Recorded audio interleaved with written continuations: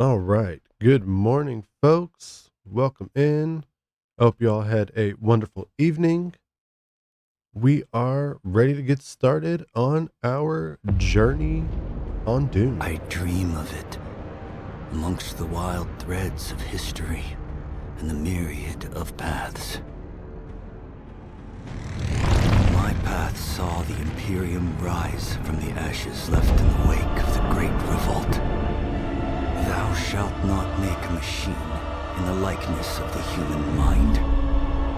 With that commandment, new avenues of human potential were explored.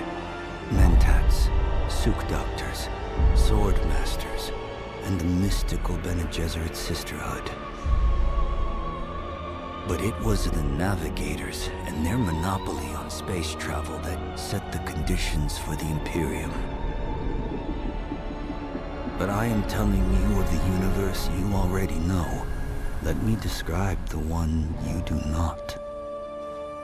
In this other universe, my mother, Lady Jessica, consort to Duke Leto Atreides, gave birth to a daughter, a girl they named Ariste.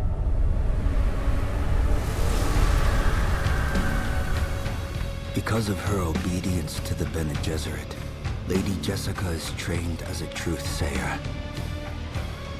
Because of that training, Lady Jessica was able to detect Dr. Yue's deception. Because of the forewarning of his betrayal, House Atreides survived the Battle of Arrakeen. Because of their survival, the Emperor declared a full-scale war of assassins. Because of the war, the Sardaukar were deployed to ensure spy shipments continued without interruption. Because of the Sardaukar, the Fremen were eradicated.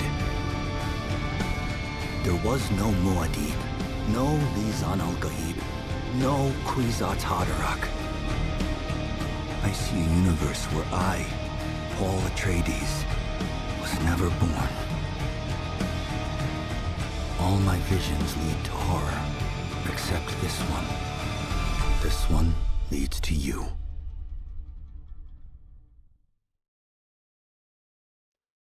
All right.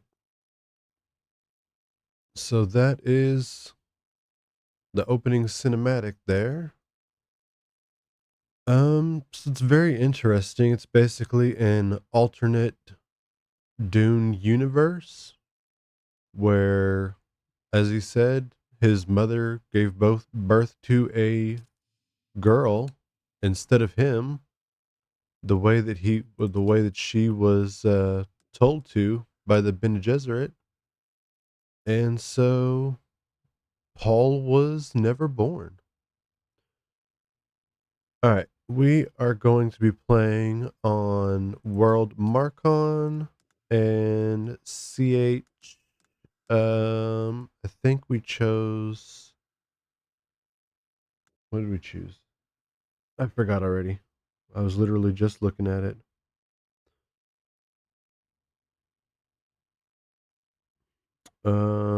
CH a beer. There it is.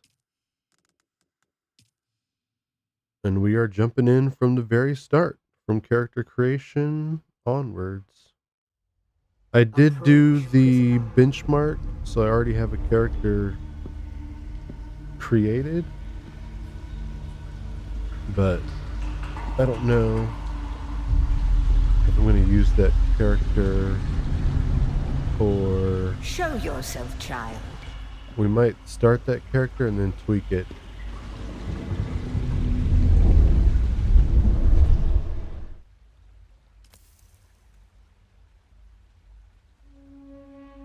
Okay, let's see. For some reason I'm not getting audio. Oh, I know why. 1 second. We gotta run back to the main menu real quick. Settings.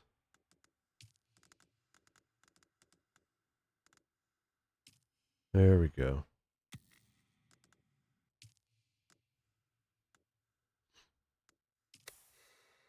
All right, let's try this again.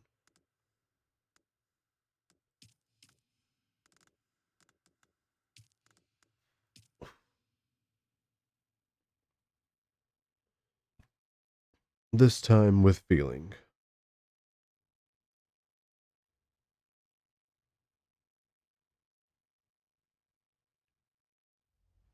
Approach, prisoner. There we go. Now I can hear what she's saying.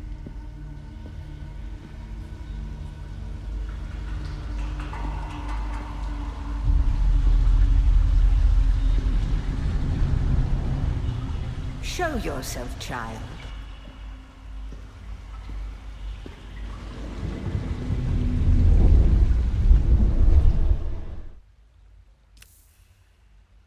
Okay.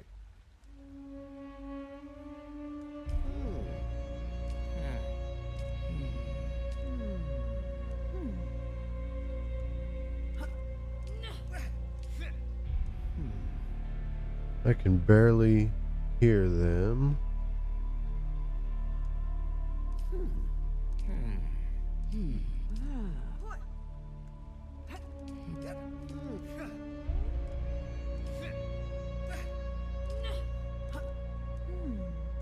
So it looks like 1, 2, and 3 are the more masculine voices.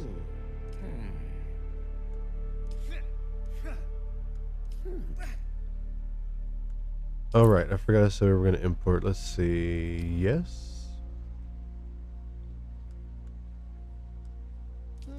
Who's that Pokemon?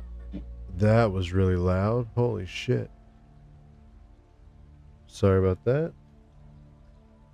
All right, we're just going to go with voice 1.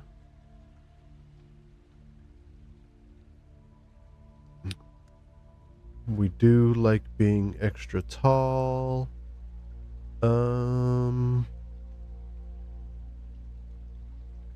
I think all this is still good. We don't want vitiligo or freckles.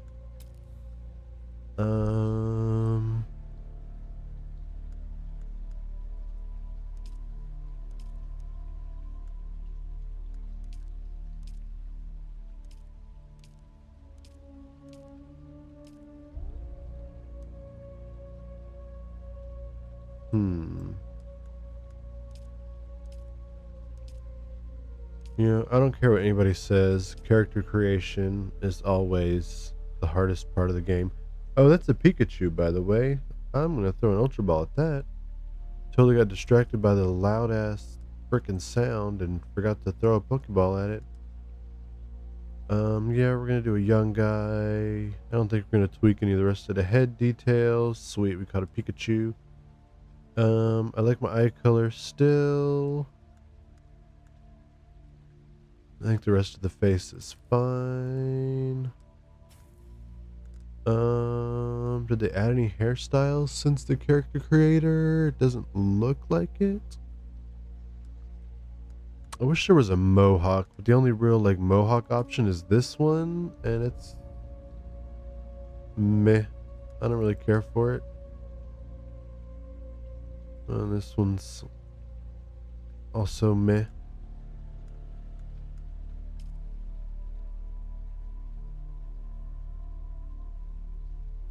Maybe we'll go with just like this one. I kind of like this one.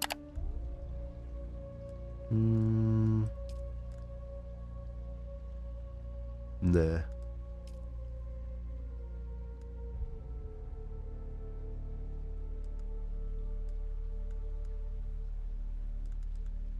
Or we can go back to the mullet.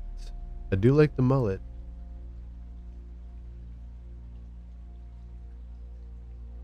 Yeah, fuck, we're gonna keep the mullet. Okay. We're gonna leave my tattoos the way they are. No scars. We don't care for scars in any game, really. Don't need any makeup. I think that is it. Let's go. Name. We already have a name chosen as well. I was prepared because this is another very difficult section of character creation.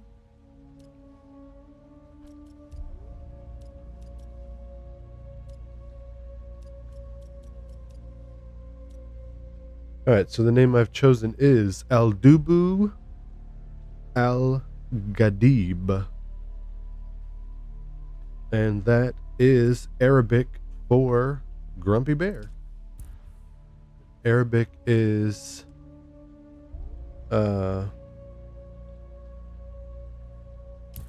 Arabic is used a lot in this game, so that's why I decided to go with that.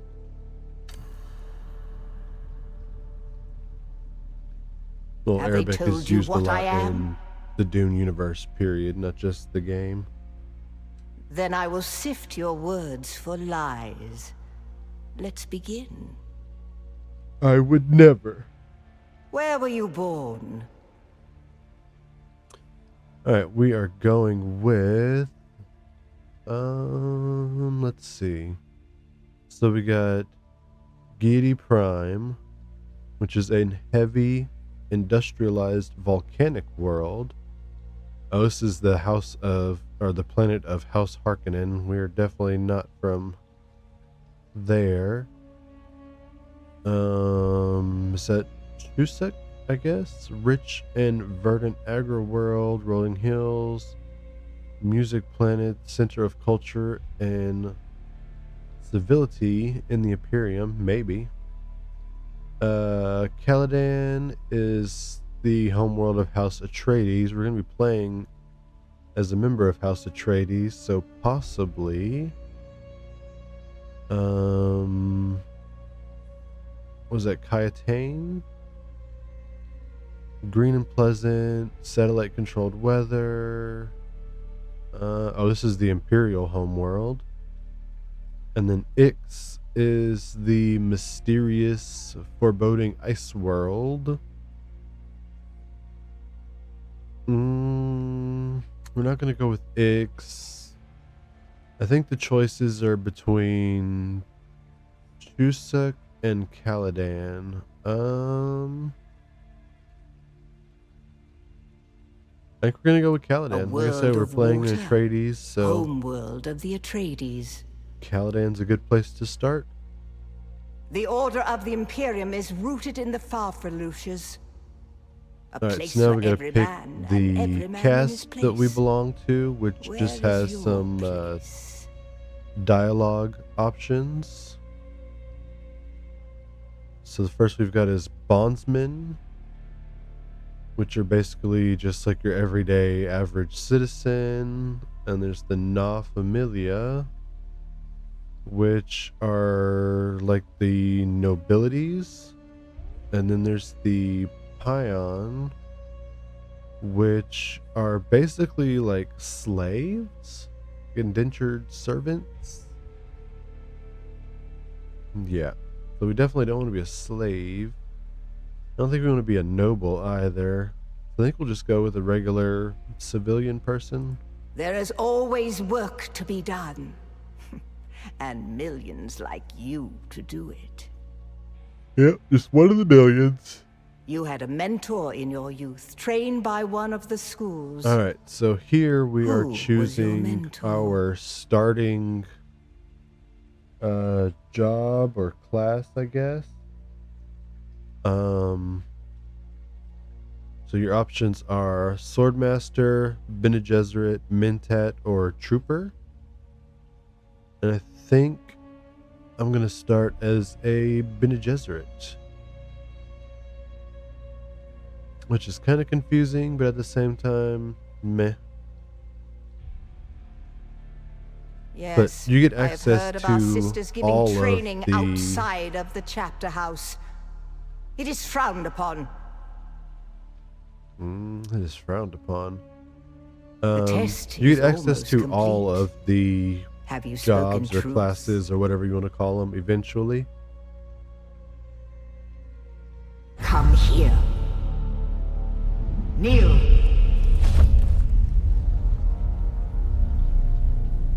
Put your hand in the box.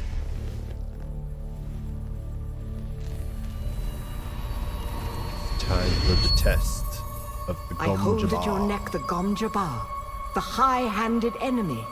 Don't pull away or you will die. Great plots are afoot in the Imperium. For those not to know, that is an extremely poisonous needle. Arrakis is the key, and the Fremen are missing. You will go to Arrakis as our agent, prisoner. You have one task. Find the Fremen. Those Wake nails. the sleeper. Yikes. Everything depends on this. Do you understand? Yeah, I got you, lady. Can you get that needle away from my neck, please?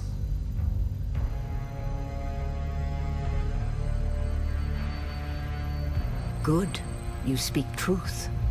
But here is the rest of it. There is only one rule. Keep your hand in the box and live. Withdraw it and die. An animal would gnaw off its own hand to escape the pain. And we can only be served by humans. Find the Fremen. Wake the sleeper. You will know when it is done.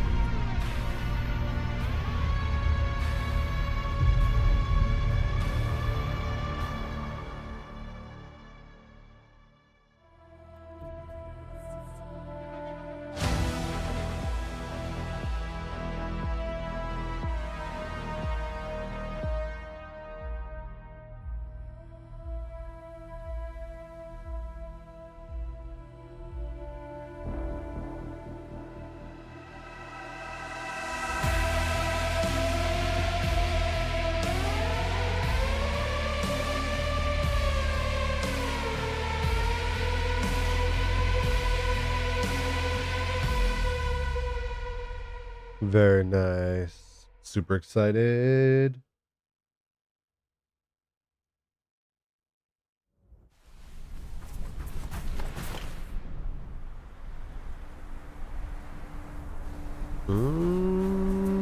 Who's this guy running around on the open sand like that? He's just asking to get ate by a damn worm.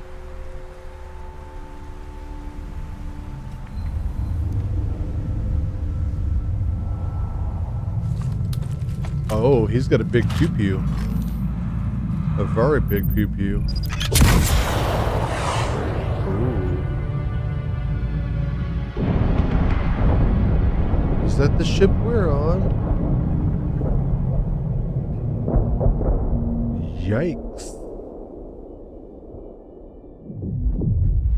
Well, that can't be good. New follower. Welcome in. Thank you for the follow.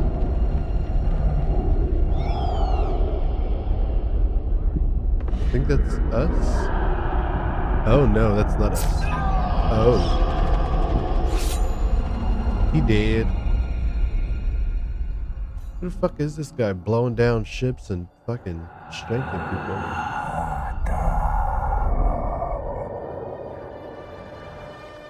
Zantara. Thank you, subtitles, for telling me who he is. You're wrong. It's just an off-world. No, not the Al-Shahid Ahadi. Al-Shahid No, Ahadib. Arista said it was just a dream. I agree. Who's he talking to? Is he talking to that bird? Oh boy.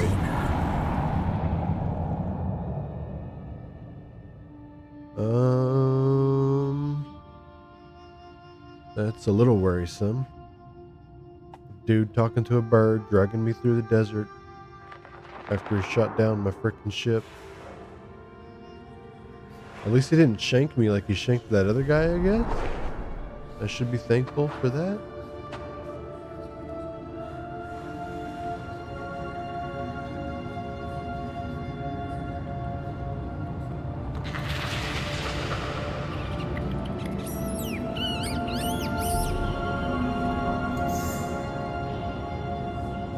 Those are bodies. Very dusty bodies. Alright. And we are in and ready to go.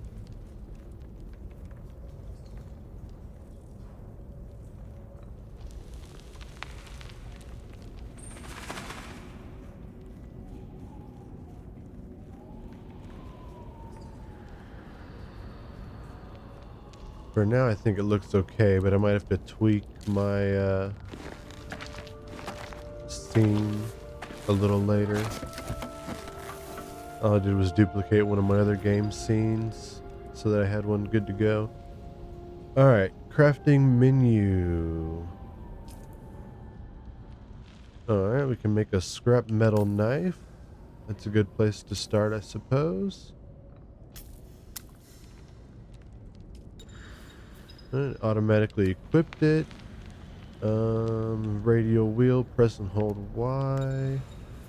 Very nice. We got a little stabby here. Cut the moisture seal, okay. Oh. Well, it's nice of them to give us plants to drink from right outside the gate. Drinking from the plants, you cannot go past that first bar on the water meter, which you cannot see because my camera's in the way. Alright. So we'll start by moving that.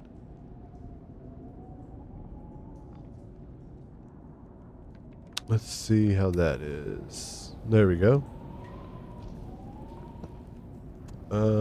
That also means now that my chat box is going to be interrupted. Who is that Pokemon? By that, so we'll move the chat box over here with Pando. Or I guess I could put it above the camera. Yeah, let's just put it above the camera for now, I think. That should be good for now. That Pokemon is a Cascoon, not Gen 1. No idea what the fuck that is. Alright, so we can't drink anymore, like I said, because of that meter on the bottom left corner. You can only drink from plants up to the first segment of that bar.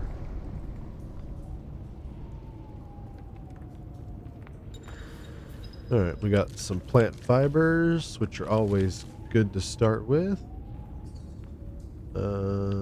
More dew collecting, that's not going to help us. Let's see. Oh, it wants us to open the crafting menu again. Oh, we get to make some band-aids. We should try to make as many as we can. Band-aids are good. We'll put those over here. Alright, I made some band-aids. Oh, now I gotta use a band-aid.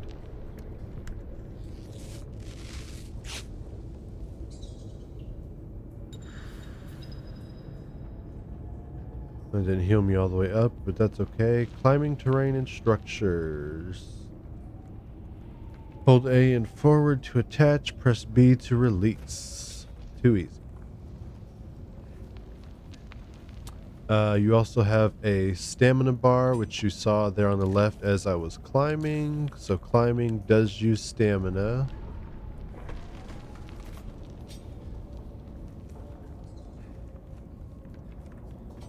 More plant fibers, thank you. More plant fibers. We're gonna have a lot of band-aids. Love that. Band-aids are good. Sprinting, which I love the choice they made here, does not cost stamina. And I think more games should do that.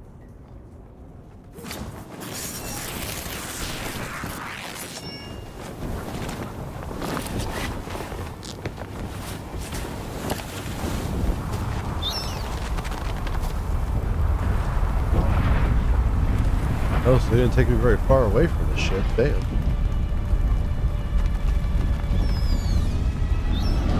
And this can't be too long after the ship crashed, because it is still very on fire. Oh, shit, there So it is. then, Oh, it's a bat.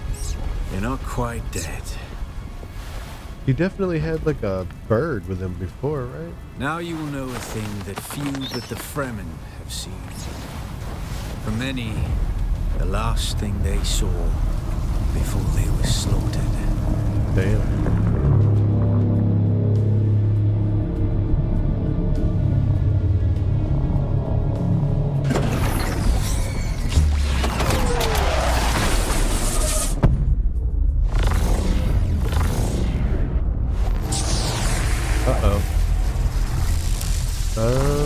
Come, let us speak of our escape.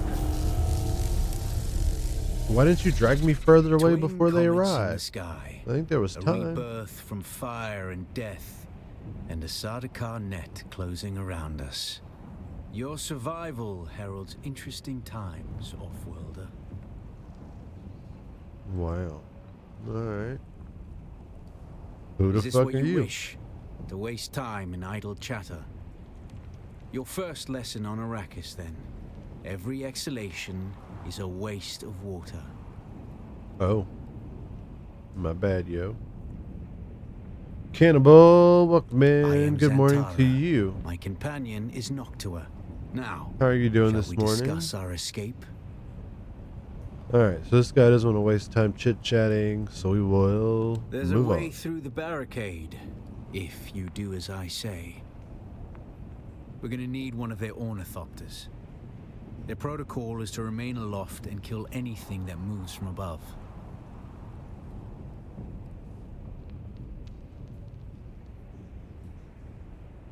Alright, how do we That's get where one? you come in. If Of you can course. slip back onto the Proteus and locate the command module, you can activate the captain's personal emergency transmitter. He's a noble. They're not allowed to let him die.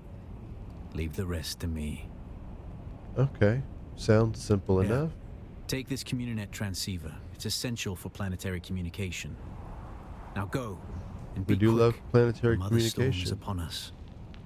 The Mother Storm. Oh, we don't want to get stuck in that. Doing good. Streamed a while last night. Very nice. DBD, I'm guessing. Stick to the Alright, shadows, Offworlder. sunstroke The heat of the sun is can deadly be a to the unprepared. problem, so we need to stick to the shadows as much as possible and make sure that we are drinking as much as we can when we can. Like I said earlier, we can't get past that first thirst bar drinking from the plants, so we need to make sure we keep that first thirst bar as full as possible, as long as possible.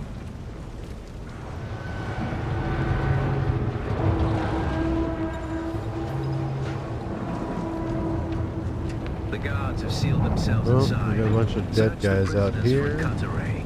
And Offworlder, be Oh. careful. What do we have here? Let's see. That is an improvised power pack, which we need to power all of our tools and stuff. And our first tool, the improvised cut array, which is used for gathering in this game. Alright, let's see here. I guess that's a good place for it. Why not? The cut array is primarily a mining tool, Offworlder. You'll need it for Alright, so harvesting those people resources. using controllers, Using it you'll to see cut open controls on the ships is screen an added benefit. for how to do these things. If you're playing mouse and keyboard, sorry, no idea how to do things with the mouse and keyboard. I will say though that some things are a little easier using a mouse. This particular feature here, basically you scan whatever resource that you're trying to farm, and then it gives you this line, which is the best mining. I don't know what you'd call it.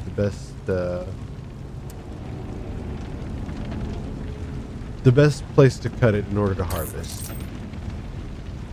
So you want to cut basically along this line here, and that's just easier to do with the mouse than it is with the controller.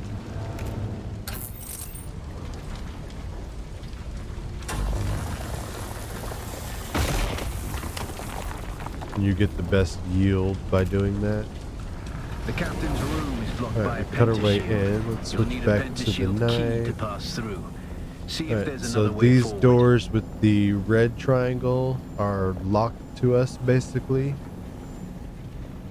And we have to find an ID band to be able to access them. Alright, doors like this one, you can see that symbol up there. That is the symbol for the cut array. So we'll analyze it, and it tells us to cut along these two lines here. And we basically just cut the hinges of the door off. Ready your weapon, Offworlder. The guards won't hesitate. Neither should you. Nope, guards. Alright. So we got melee combat tutorial here. Slashing, quick succession staggers. Okay. We can block holding the left trigger, which is something I'm not good at in any game. So we're just gonna flash and bash and hope for the best here. Oh, we have to parry to get this next part Parry done. your Oh, I like how that opponents body just as just their fucking strikes reach you. ragdolled like that. This should stagger them, giving you a window of Nice, I opportunity. managed to get one. Okay. Oh, fuck you. Oh, nope. See, this is where I fail miserably. All right, guys. Can I just kill you and move on, or what? Oh, I can. Sweet. That's awesome. All right. Let's grab their band-aids. We need to use band-aid.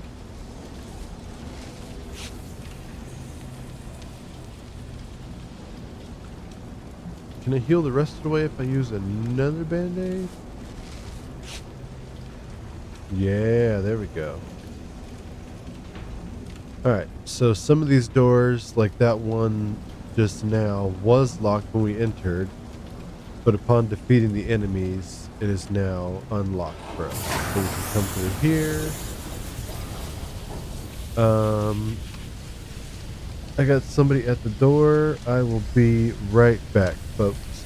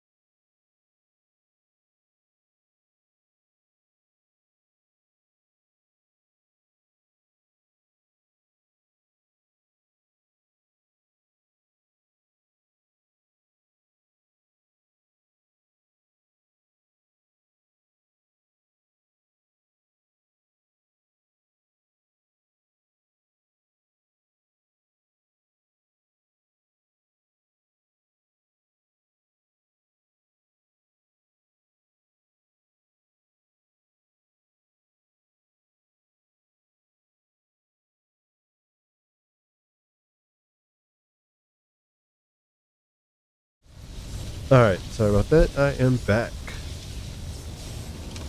Alright, so now we are learning about dashing.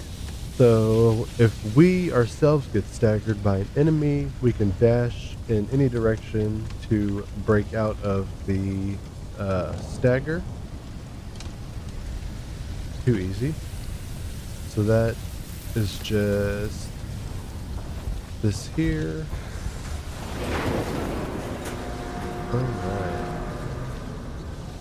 Alright. Keep an eye out for the machines like this one. They are inside of different buildings and places, and they are free water. And like I said, we definitely want to keep hydrated. When you drink from water sources that aren't that dew from the plants, you can actually fill up the bar eventually. There were not enough sources right there to do that, but it is possible. Right, we got more dead guys, and we got an alive guy here who's going to fight. Alright, so we're learning about how to do the slow blade now. So we want to stagger him first, and then we can get him with the slow blade. A swift attack can force your enemy off balance, but only a slow blade penetrates a shield. There we go, we had to wait for his shield to come up. Alright, so hit him a couple times to stagger, and then boom, done. Too easy. Let's keep moving here. Oh, Once here it you equip is. you can pass through the shield. Get to the Wristband captain key. and activate that transmitter. I'll be there soon. So this was where we came in, and these were locked to us before, but now that we have the wristband, we can cross through here to the captain and activate his emergency transmitter.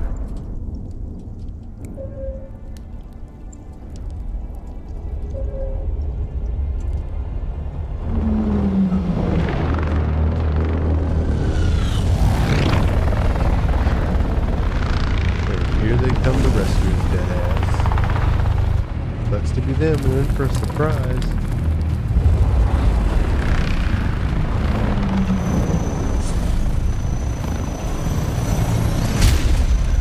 We only need the leader.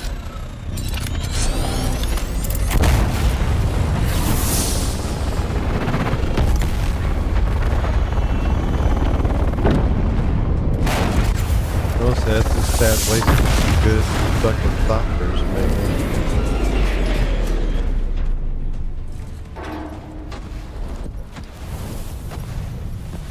Ooh. I have to tweak my man. graphics a little bit, I think. We got some stuttering. Woodland scum. I man tukta lasto breath ada hung unvalo arsund. De dia abada. Who's that Pokemon? That's why I That brought you here. is Bruxish? Not Gen 1 of it. No idea. Oh yeah, we definitely gotta tweak some settings here.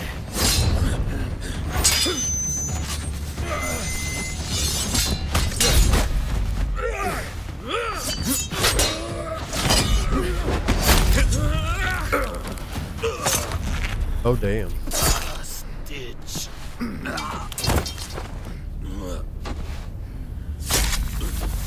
This dude ain't playing around.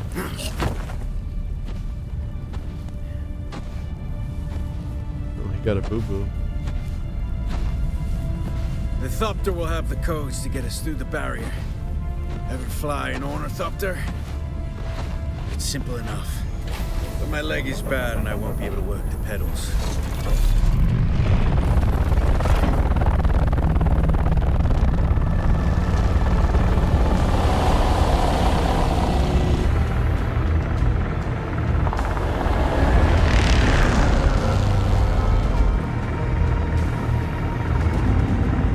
Get ready. They'll be on us as soon as we break through. Oh shit. There are quite a few more of them. There's too many! Turn us into the storm! They won't follow. Oh, okay. We'll make our escape just like Paul did. Hang on! We're going down! In that alternate universe that we know nothing about. And we're crashing again. Love crashing.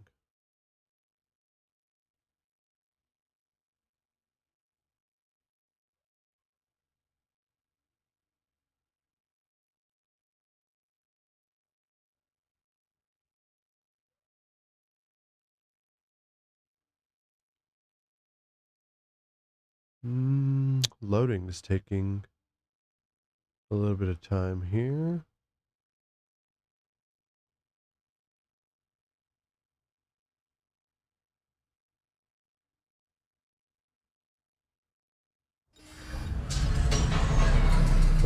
Get up, Alright. Off-Worlder. I couldn't wait for you. But now you need to run. Oh shit. Worm is coming. Alright. A worm Run. is coming and we're on the sand. We need to get to the closest safety of the rocks here. Oh shit. Stumbled on the home stretch. Oh good, it got distracted and ate the thopter. That's fine. Enjoy. All yours. You made it, Off-Worlder. Alright. Catch your breath.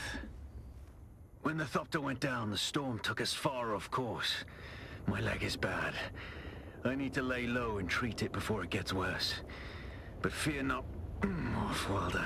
Noctua can cover the ground between There us with little is the effort. worm right there. She will be Wonder my if it's eye going in the after sky, so I somebody can or... continue to offer my sage advice. Good And keep you on morning. this side of the grave.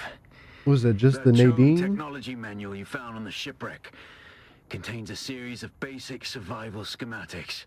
Not as good as Fremen Welcome work, in. but better than nothing. Figure out how to craft yourself some clothing. That Maula outfit won't cut it out here. Hey, I like my Maula outfit.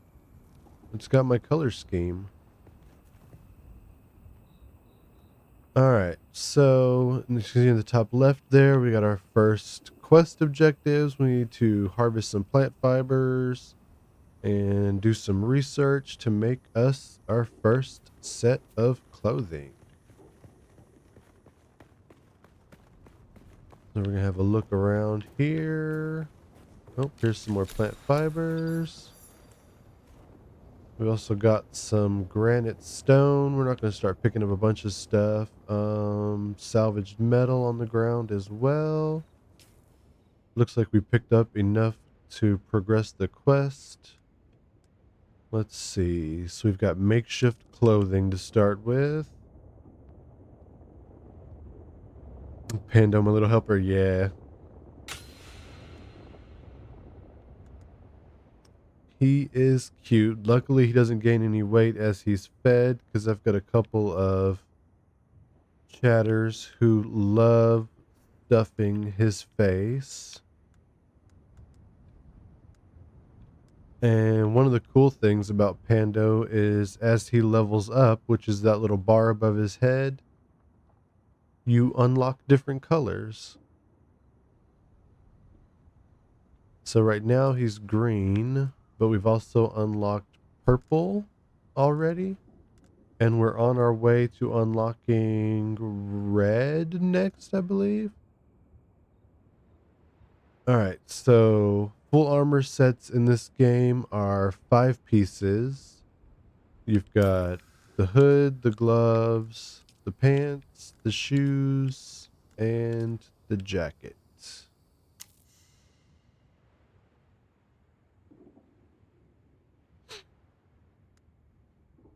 But automatically equipped a couple of the pieces because I wasn't wearing anything in those slots yet. So we just need to equip the rest real quick here.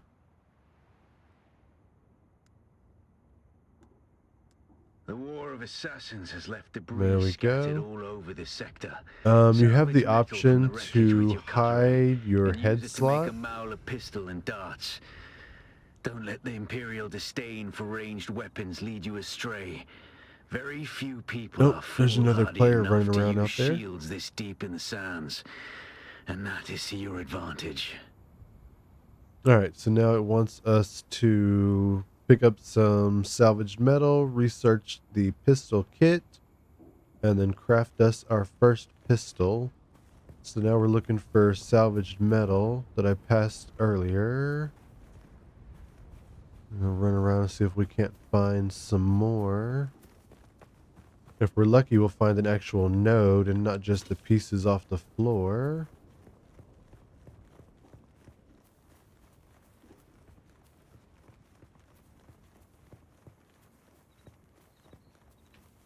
Grab some more plant fibers. We'll need those to make more band-aids later.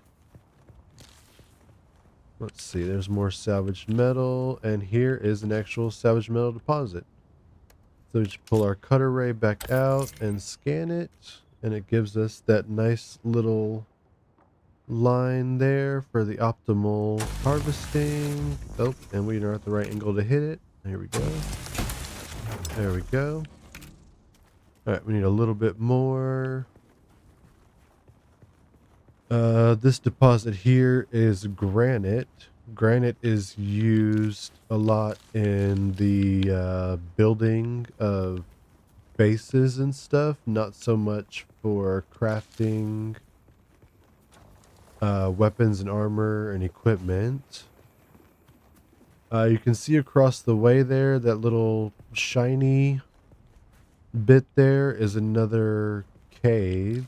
Well, a cave, I should say, not another cave. We haven't been into a cave yet. Well, no, there were the first caves in the very beginning. But that cave there will have some different supplies and stuff in it that we might go after later. For now, I want to see if this little island we're on has any more salvaged metal before we move on.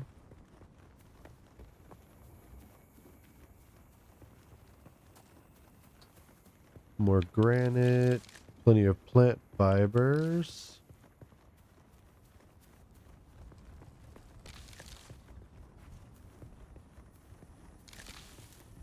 Alright, let's go ahead and make us some more band-aids real quick.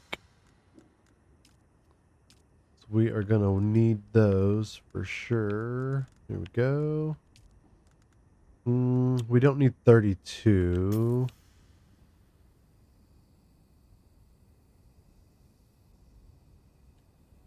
Let's just queue up 10 there. Grab some more plant fibers. Did I get to try the other betas? No.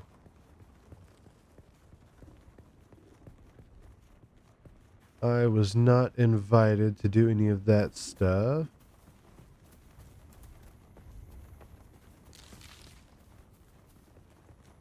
I've been watching a lot of streams and stuff though, so I kind of know what's going on.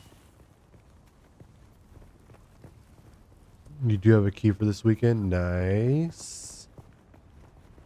I've got a couple buddies who are trying to get in as well. Hopefully they got keys also.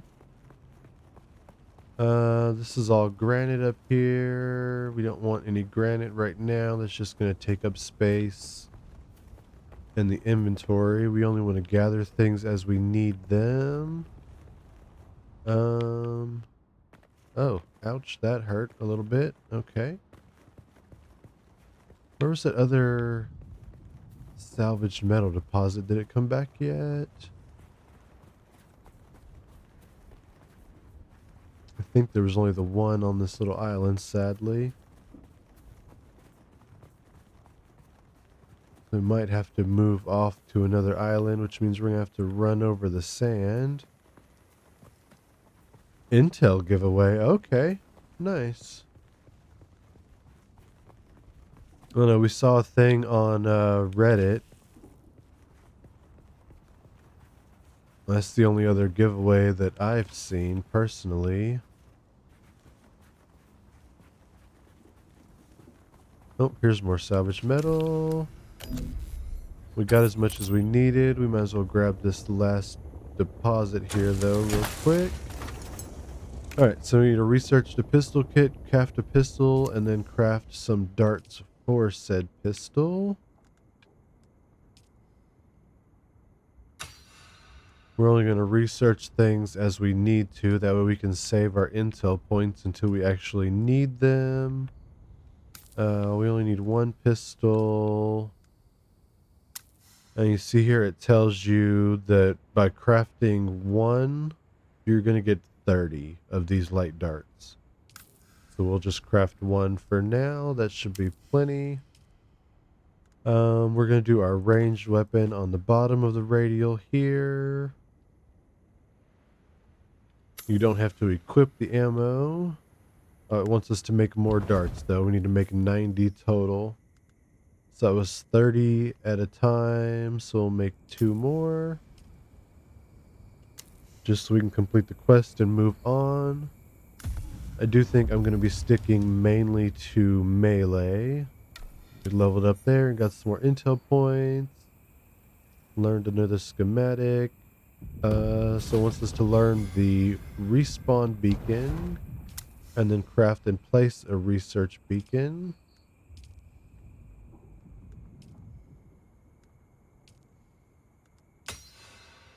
Alright, so we researched it. We'll go ahead and make one just for the quest. Alright, while we're looking here, we also got our first skill point. And this is how we learn our different Bene Gesserit abilities. Let's see. I think we're going to grab the Bendu Sprint with our first point here. And then... Oh, we already have the Compel ability unlocked. Let's take a look at assigning them. So on controller, we have the left bumper and right bumper for our abilities. I think right bumper for the sprint and left bumper for the other is good. We'll also gain later some techniques, which are, how do I get back? I forgot. Let's go back here.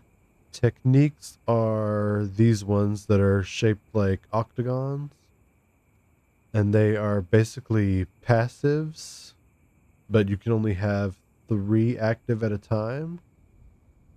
And these other circular ones are regular passives, and you can have as many of those as you get the skill points for. And like I said earlier, you get access to all the other jobs as you play through. But we started as a Bene Gesserit this time. We'll see if we want to do that when the full release comes. Oh, now it wants us to open the skill menu for the tutorial. Rip. Alright, well, we already did all that, so we'll just get out of there. Who's that Pokemon? What do we got there? A Victory Bell. That is Gen 1. We do want that. I think that's the first time I've seen a Victory Bell. Yeah. I'll throw an Ultra Ball at that guy. Alright. So we want to place the respawn beacon. This used to be Fremen territory, but the War of Assassins and the Sardaukar Small pogrom put an end to that. camps. Now the sector Handful of is people trying to crawling with scavengers, survive. fighting over the scraps Salvage of Imperium metal, fuel technology cells, left other in the wake valuable of this items. Okay. so-called noble war. But that's Alright, to now your it wants us to advantage, research and Off-worlder. craft binoculars. Allow them to do the hard work of gathering the salvage, and then take it from them. Don't hesitate to kill them all. They would do the same to you. He's talking about the scavengers. They are one of the groups of NPCs that are running around out here. Alright, so we got some binoculars. I'm going to look around and see what we can find here. Oh, there's a camp over there. And that symbol, I believe, is for the cave. So we've got an enemy camp and a cave over there. This blue shimmering wall, you can just barely make it out, is the edge of the map. We are currently at the southern edge of the map here in Haga Basin. This is where we need to head for that camp. Oh, that's a different camp. The camp I saw is over there, but the one it wants us to go for is over here. Alright, let's grab some more plant fibers along the way. The sun is starting to rise, so we need to move our butts.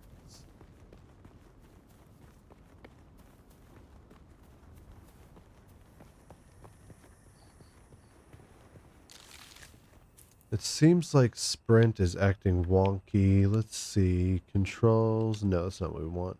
Settings. Gameplay settings. Sprint is set to lock. Okay, that's what it should be set to.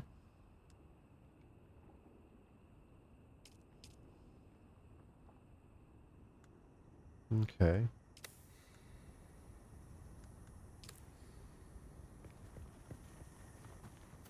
I don't know why it's making me toggle it instead. Well, first day of the beta, things are bound to be wonky. No worries at all. Alright, so we're about to cross a little bit of open sand here. It's not a big patch, but we still want to get across as quickly as possible. So we definitely want to sprint here. Sandworm threat, that little meter at the bottom there shows that we are vibrating the sand basically, and that will change the way it looks depending on whether we actually attract a worm or not. You need to get out of the sun and into the shade here. I think we're good on plant fiber for now. This is what, copper deposits.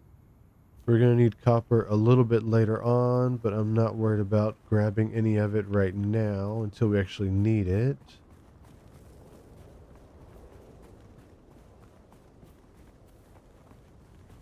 Oh, we got a cave here to explore, so let's pop in here and see what we got. Oh, we got enemies already. Probably with ranged weapons. We're just going to rush in and stab them. Yep. Oh, we missed. Nice. We don't want to worry about collecting their ammo. If we need more ammo, we can always craft it later. We have a storage container here. The ones that look like this usually have aid items in them, like the band-aids and then the stronger heal kits that come later. You'll see spread throughout the world in different places these different interactables basically, and these particular ones have basically like lore. I got hold of a working buggy. Don't know how much longer it'll hold together, but while it does, we can use it to pick up some of the bigger pieces out on the sands. We'll take it all. I know I can barely hear that. Stash anything we think we can use there. Then we can cut it up at our leisure, away from the sun and the worms. Huh, all the volumes are turned up except for sound effects.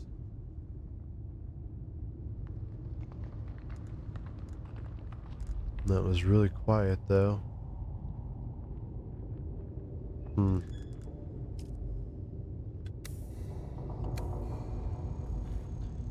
Alright, these are a different kind of storage container. They have other different materials like Solaris, which is the currency of the world. And we've got more of the sandwich fabric, some EMF generators, and some more salvaged metal. which I don't think we're going to grab any more salvaged metal right now. We don't need it, and it's just going to weigh us down. We can pop out the other side of this cave. It has another exit. Here's a little scavenger camp. I see a little guy hiding behind a rock here, trying to hide from us. Very nice. We got some more loot here. We'll take the Solaris for sure.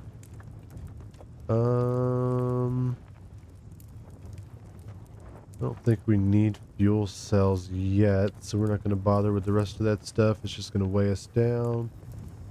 These are just different types of salvaged metal nodes. That's a loose fuel cell just sitting out there. Alright, so now it wants us to use our abilities. We'll just use one of them real quick. Nope, not that one. It's obvious you've had There some we go. training off-world, but nothing can truly prepare you for what the desert has in store. Hone your skills and harden yourself to the violence you must do to survive. Remember, let's just open the skills without a still menu. tent, you're easy prey to the sandstorms that sweep across the desert. Those storms tear flesh from Blade bone and shred metal like damage. paper. Unless Like I you'd said like to earlier, share I a plan cave with some on playing scavengers, mostly your melee, best bet is so to more build your blade own damage is shelter. definitely Build a good. construction tool I believe the and Bene place as a Gesserit, yeah, the sub for Bene your Gesserit console. specializes You'll be in the claiming a short portion of the blade, planet's surface for your which very is own, like this salvaged or rather knife that I've borrowing it from the got, Emperor. and I'm a little hazy there's on the another knife later specifics. called a kinjal.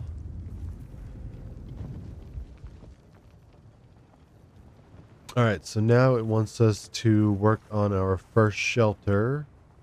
So we need to mine up some granite, we need more salvaged metal, and some fuel cells. So we'll come back over here where we left those other ones behind real quick and grab that stuff.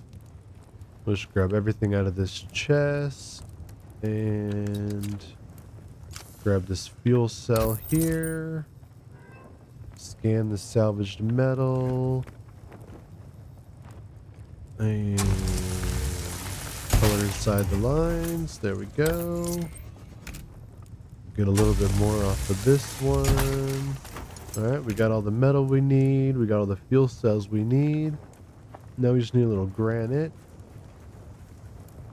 So during the day, we do need to try to stick to the shade as much as possible.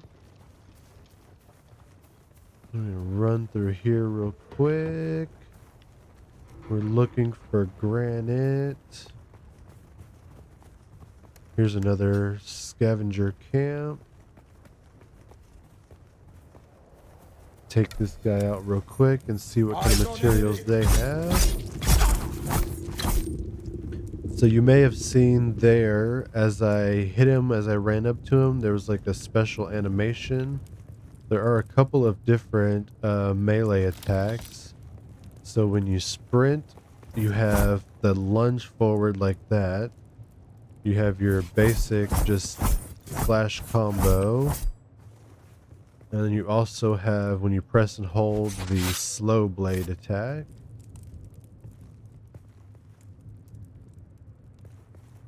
Alright, we don't want to run off out there into the open sand.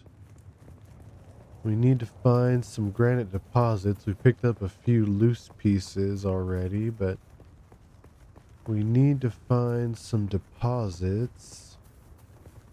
Was that another player or an NPC? That's another player. Okay.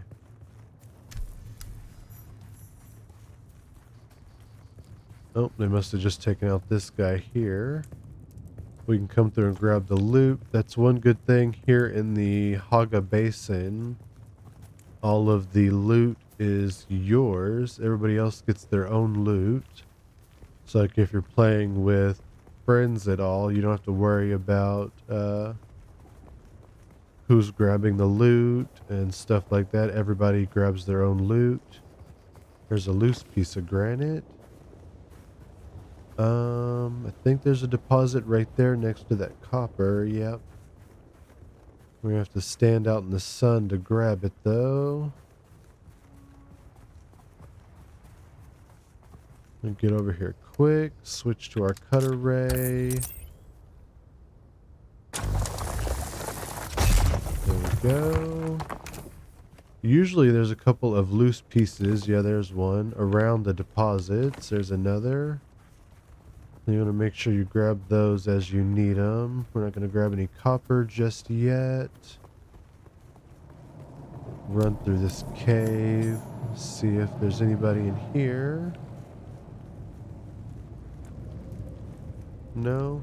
We'll grab all this loot though.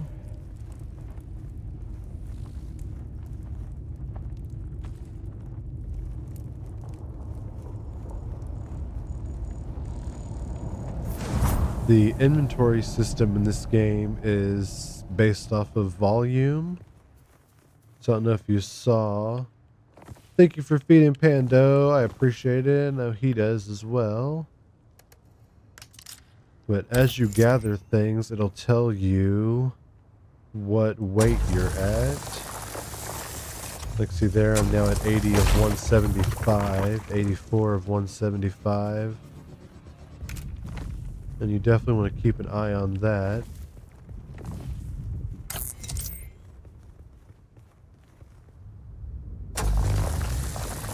As far as I've seen, there are no like upgrades to your backpack or your inventory or anything like that. But later you do get access to vehicles which have inventory. So you can store things in your vehicles, which is nice. Alright, so now it wants us to research the basic construction kit, craft a construction tool, and equip the construction tool. So we'll do that real quick. So we're getting the construction tool and a couple of different building pieces, it looks like here.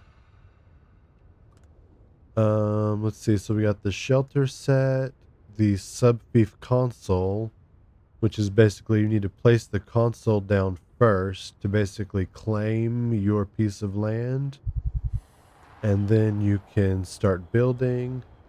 Fuel power generator, self-explanatory. If you've played survival games before, you need a generator for power. Basic lighting, and our first storage container. We need to make the construction tool. And let's see, I think we'll place it opposite our cutter ray here.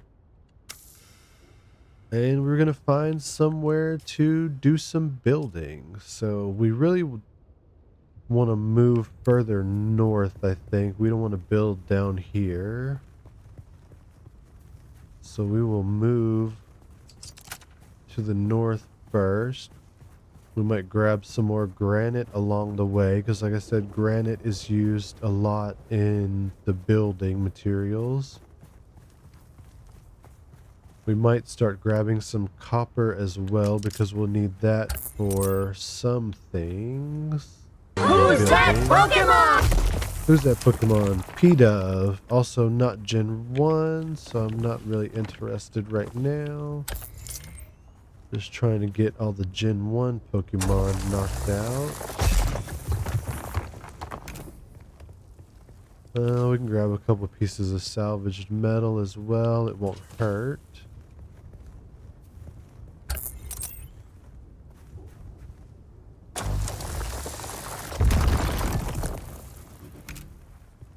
Alright, and we'll keep moving north here.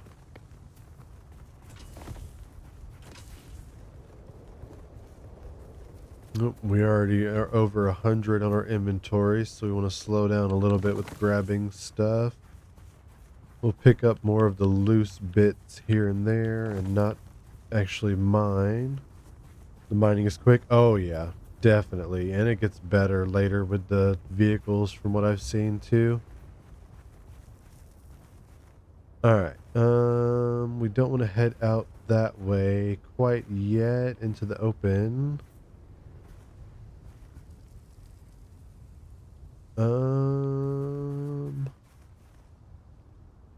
Let's see. Where the heck are we at?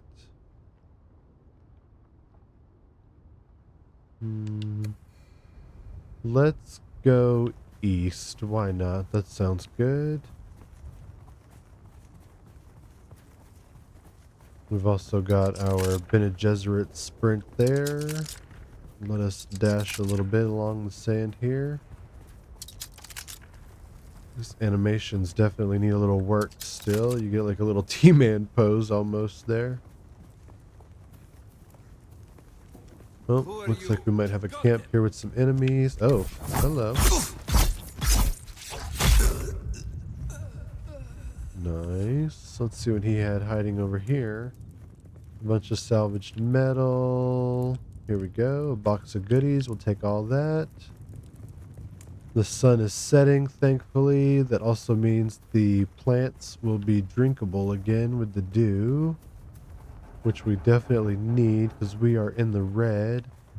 I think the first shelter we build, we're going to want to build next to a decent amount of those plants. So we're going to have a look around as we run a little bit further east. We might head a little further north now that there's an actual rocks in front of us to run to. We got another cave. You can see it up there on the compass. A little bit further that way. I think we're going to head towards these rocks over here.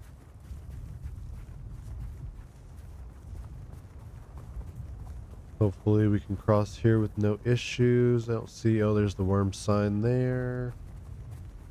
Use our Bene Gesserit sprint a little bit more here. Luckily the cooldown on that is pretty quick. Abilities like that, though, do use stamina.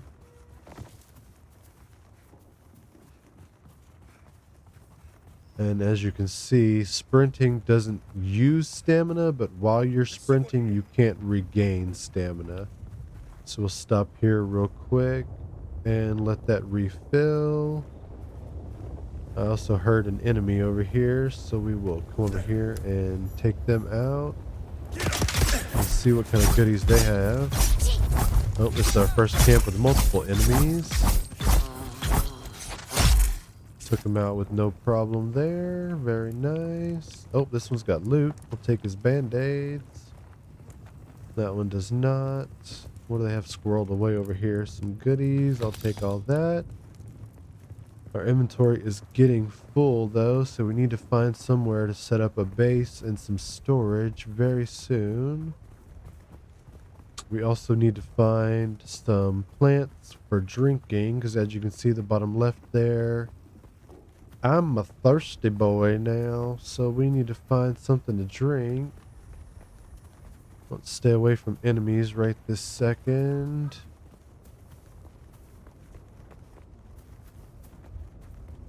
We need some water. And we need to start setting up a base.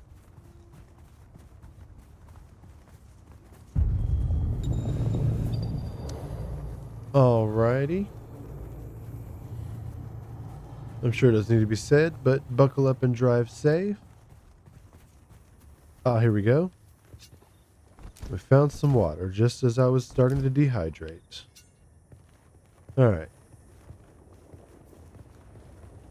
So that's actually not a bad little patch there. Oh, we got two patches. Actually, this might be a good place to build right here. We're not on open sand, which is definitely a plus. Oh, there's some more granite deposits right here as well, which will be nice to have while we're building. I think we might jump up on these rocks here.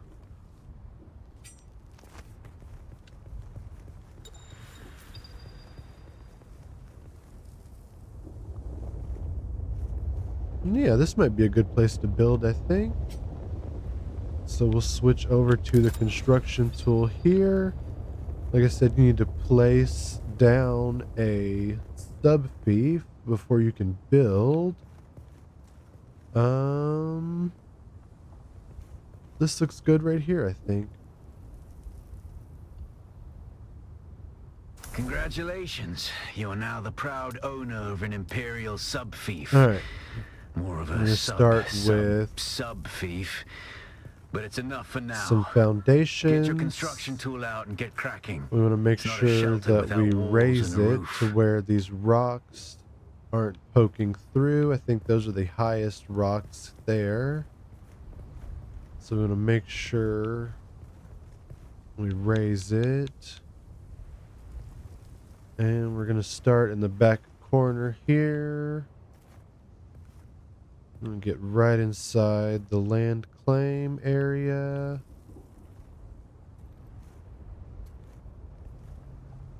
There we go. Now you can place projections, which is basically like blueprints, or you can just build straight away. I think we're just going to build straight away here. We're just going to make ourselves a little, I think a 5x5 little square. Start with a nice box house, as per usual in survival games. Everyone starts with a little box.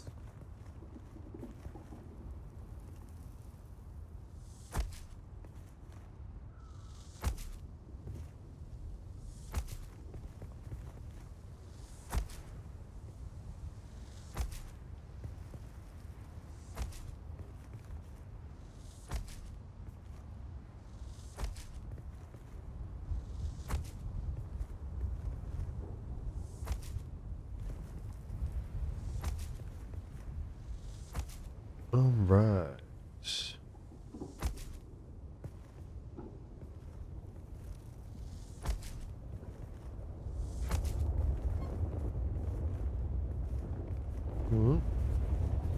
All right. I think the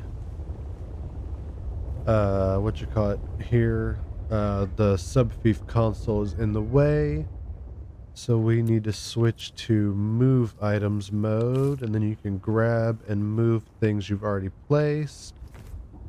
We'll move our subfief up here for now, out of the way of the foundations. Switch back to build mode, and we can place the last 4. Oh, we ran out of granite. So, like I said, luckily, we have a few deposits right here next to the base we can grab real quick. I think we definitely picked a good place to do that. One feature the game doesn't really tell you about is the clock. So a lot of survival games don't even really have a clock. But on this one, if you press and hold, I believe on keyboard it is the letter T. But here on controller, if you press and hold the start button, you can see in the top right corner there, it tells you where you're currently located, the heat and radiation levels. And you've also got that meter there. And that meter is basically the clock for this game. Oh, give me 1 second, folks. I will be right back.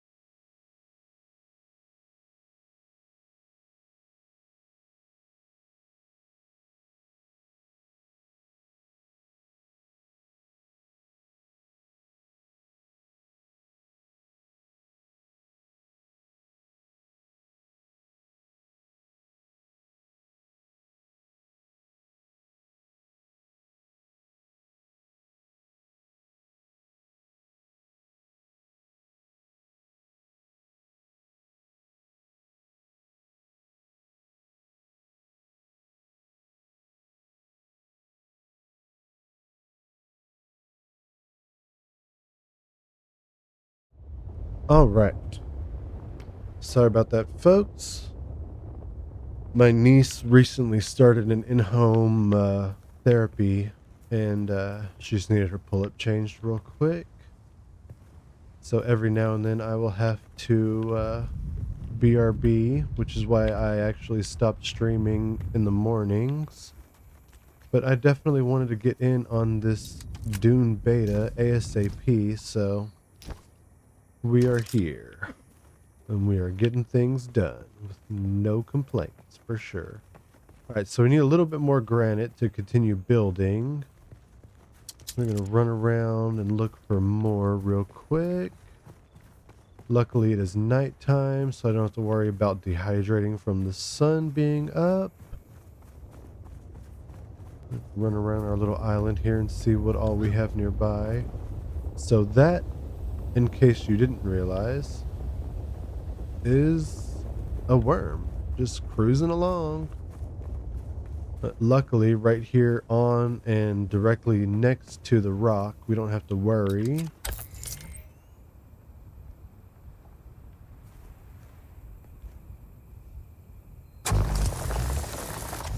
Oh, I missed a bit.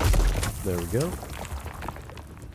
Alright, so we got 94 granite right now. Oh, here's the rest. I was like, I know I saw more deposits right here by the base.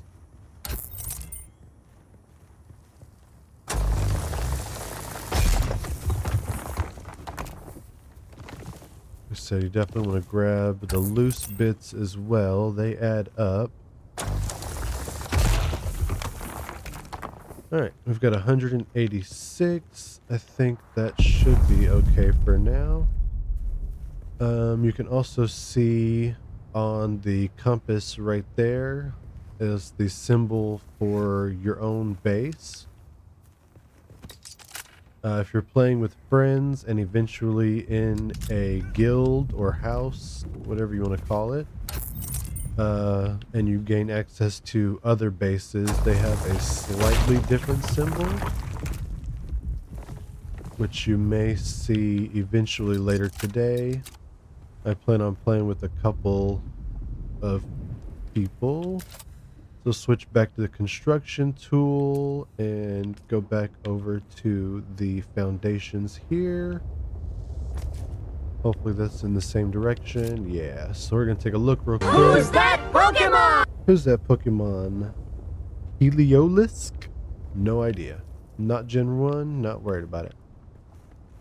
Alright, so it looks like all of our foundations are facing in the same direction. That is one of the biggest pet peeves that I have in games like this.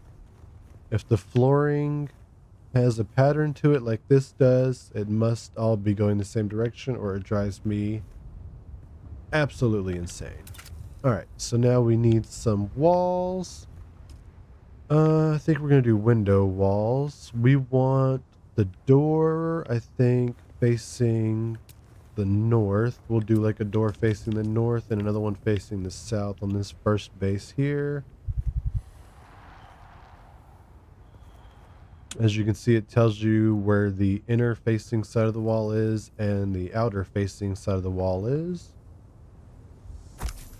Alright, so we're going to do a door to that direction and a door in this direction. And then we're going to start with some walls here. We're going to do windowed walls all the way around.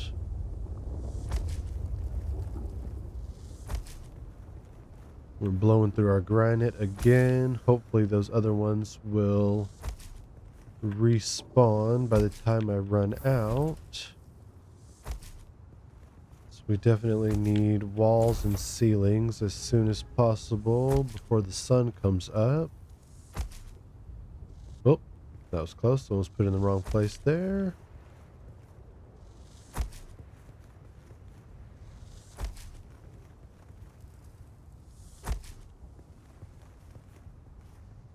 We'll move that sub beef console out of the way here in a minute once we've got all the walls and roof up.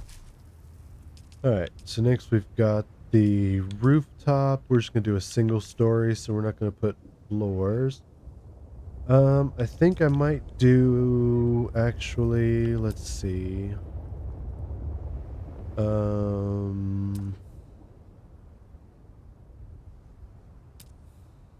here we go.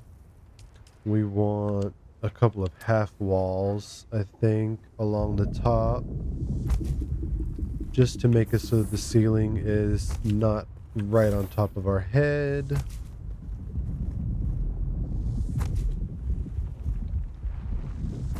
And we are running out of granite already. Yikes, and we're out. Okay. We need to run around real quick. I need to find water to drink before it's no longer drinkable. Oh, it's already past that point. Oh, no, it's not. Drink, drink, drink, drink. All right, good. All right, let's see. Where is that granite? Oh, this one did not respawn yet. Oh, there's some loose bits. We'll grab those. Not looking for metal right now. Thank you. There's some more loose granite right there.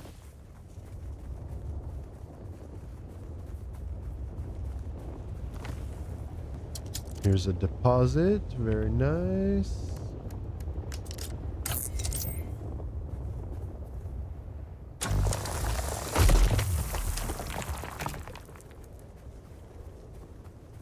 Looking for more granite. There's some more loose pieces to grab. Oh god, there's the sun. Run, run, run, run.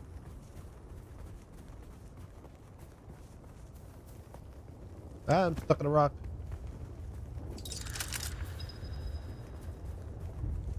Uh-oh. So we are now having issues with the sun, which is causing sunstroke.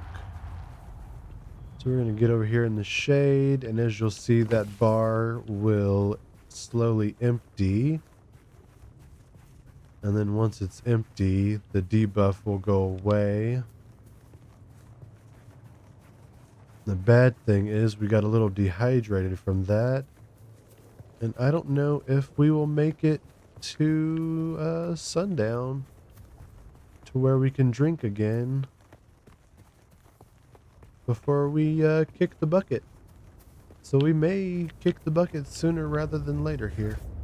I'm going to try to stay out of the sun as much as possible while I finish my building here. And we will hope for the best. You're going to drink at night. From the plants, yes.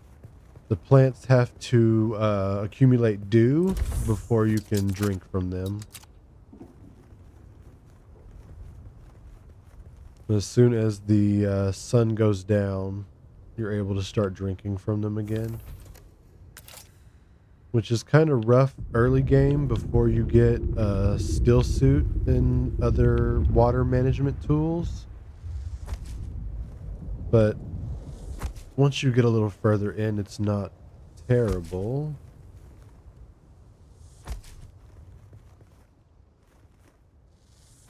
And if you stay within the bounds of your base, you get what's called water sealed.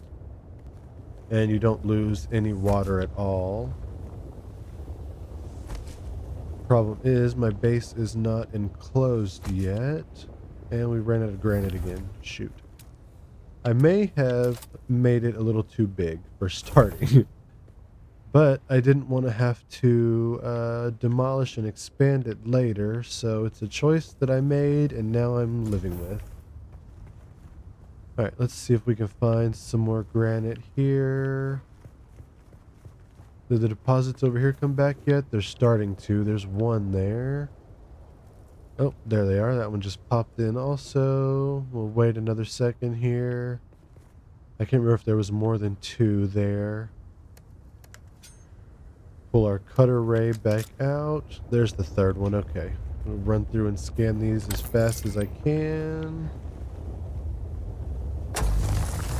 That one was weirdly in the ground a little bit, but we still got it. Uh-oh. We missed. There we go. We'll grab the loose stuff on our way back to the shade.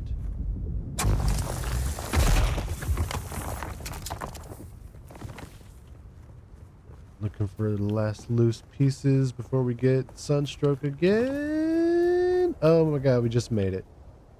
Woo! Yeah, we're gonna dehydrate and die. Luckily, we can just respawn right here at the base. And dying in the beginning is not something that I'm concerned with, honestly. It's gonna happen. It's a survival game. At least we don't have to worry about dinosaurs chasing after us, I guess. That's always a plus. By a hair, yeah. That was very fucking close, for sure. Let's grab a little bit more. Hopefully, there's some more back here in the shade somewhere. Oh, here's some. Pull the cutter ray back out. That's another thing I like that some games don't do. There's some games. Oh, I was sounding like that worm was going to breach. I wonder if it's after somebody. It might be. I don't know. It's not after us. So I'm going to mind my business. All right, let's just climb back up here real quick.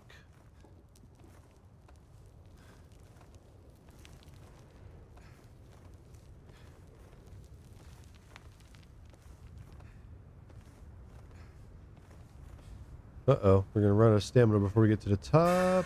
Yikes. Yep, ouch, that hurt. Okay.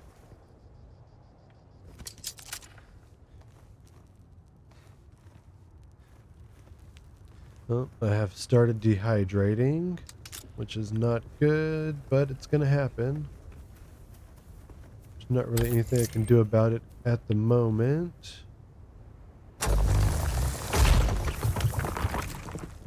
I'm just going to keep on grabbing granite and building until I kick the bucket.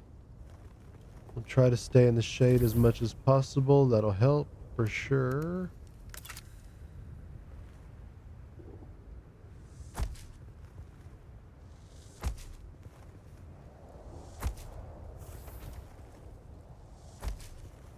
Alright, we got all of our walls up. Now we just need to get some roofing going. Oh, it is time to get the baby out of bed. I'm going to get my roofs up real quick, and then we will take a short break to go and get her. Get her some breakfast real quick. And get her set up for the day.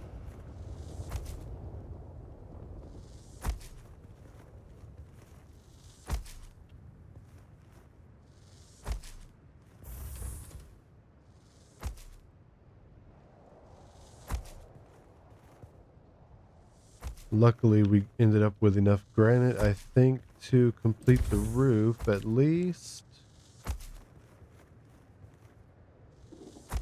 One cool thing that I definitely like that they did is the doors are automatic from the get-go.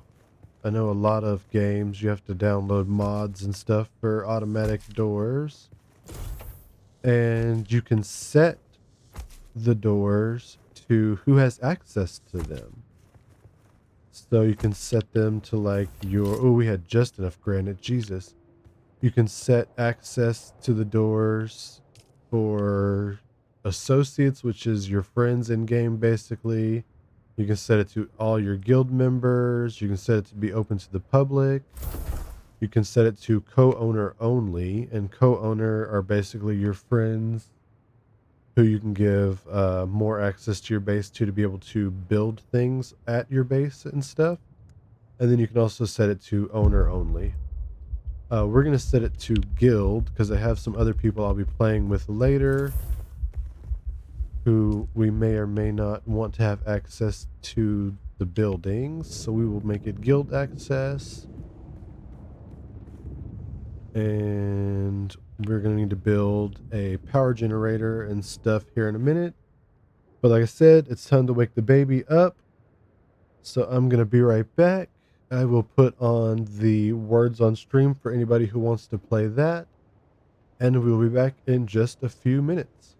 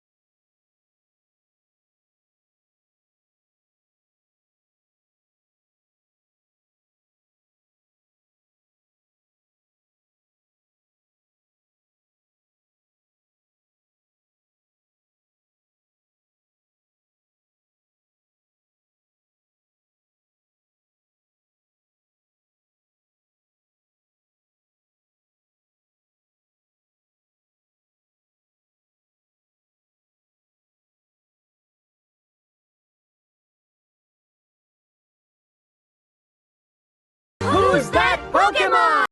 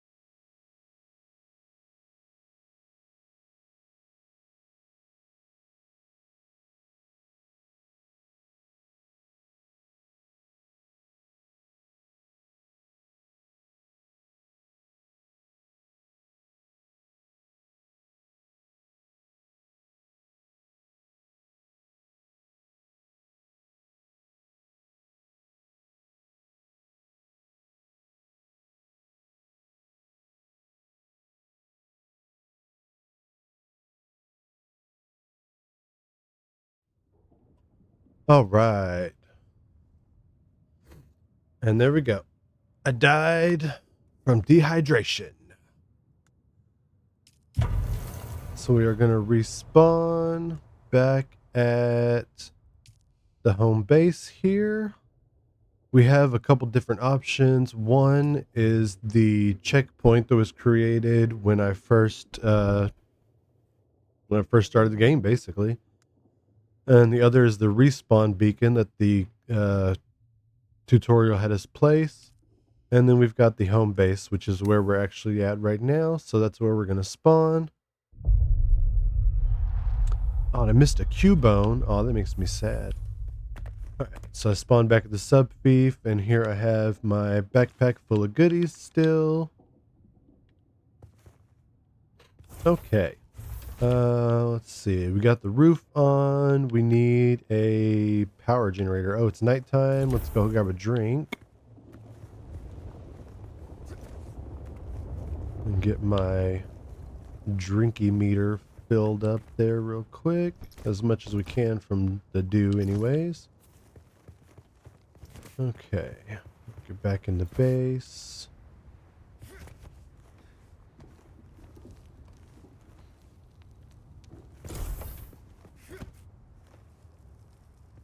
Okay. Let's switch back to the construction tool again. We did run out of granite, but we got all the building pieces down.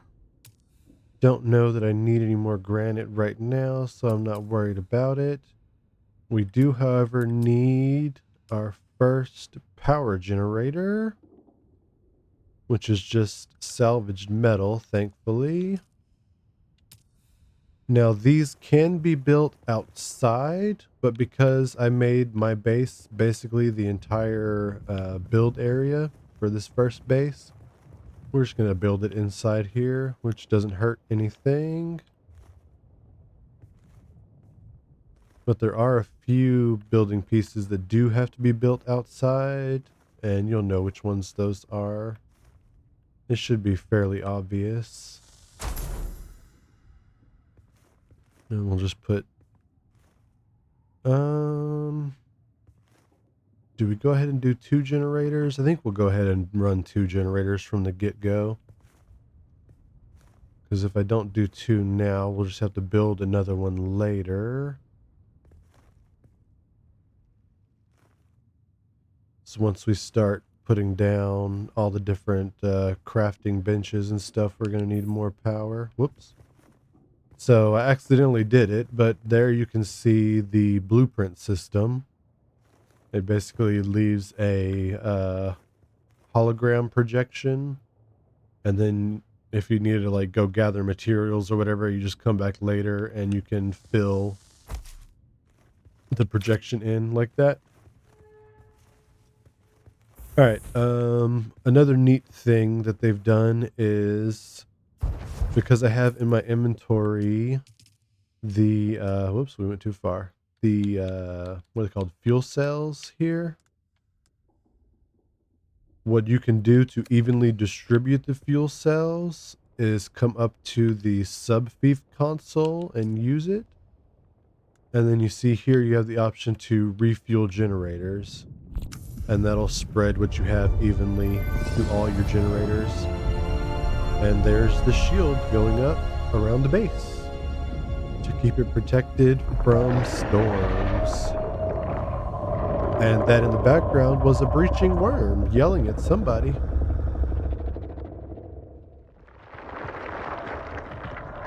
Somebody probably just got ate. You can see on the compass there that flashing red is where a worm just breached. So it's not somewhere where we could see right now, sadly. That would have been amusing to watch. Let's take a look here at the building menu again. We ran out of building materials, so we can't make our first storage chest yet. We need to go out and grab some more salvaged metal. Let's get out here and do that while it is still nighttime. We'll grab some more granite. We shouldn't shouldn't be doing any more building, but having a little bit of granite saved over will not be a bad thing. So we'll grab just a little bit of that. What we're really looking for, here we go, salvaged metal.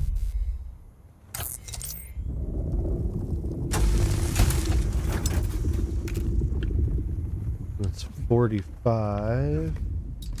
That might be enough to get us a couple storage boxes. We're gonna look around real quick, see if we've got any more nearby here.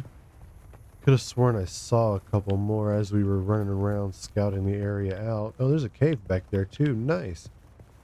We accidentally built next to a cave. That's awesome. We'll be able to get some good resources out of that later. Let's stay up top here and cross over and see what there is to see. Looking for more metal. Oh, there's a cave there as well. We might come through here and chop these guys down real quick and see what they've got. There's some salvage metal right there. Nice. We'll take everything that was in their stash. We'll grab the fuel cells and salvaged metal real quick. Oh, that's the wrong tool. Nope, we accidentally pulled out the knife. There we go. There was another worm cruising in the distance there. Well, not so very distant distance.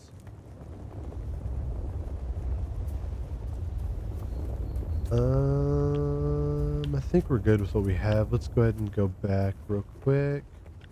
What was that? More salvaged metal. Very good. All right, where'd our little bridge go? Oh, there it is.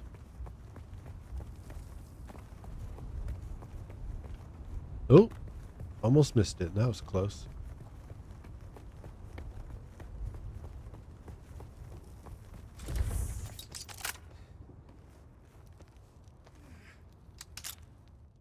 Alright, when I build later, that won't be a problem. I don't plan on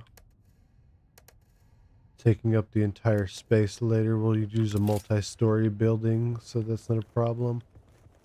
We got our generators on that side, so we'll probably do crafting benches and stuff on that side as well. So I think we'll start with storage. Let's start in this back corner over here.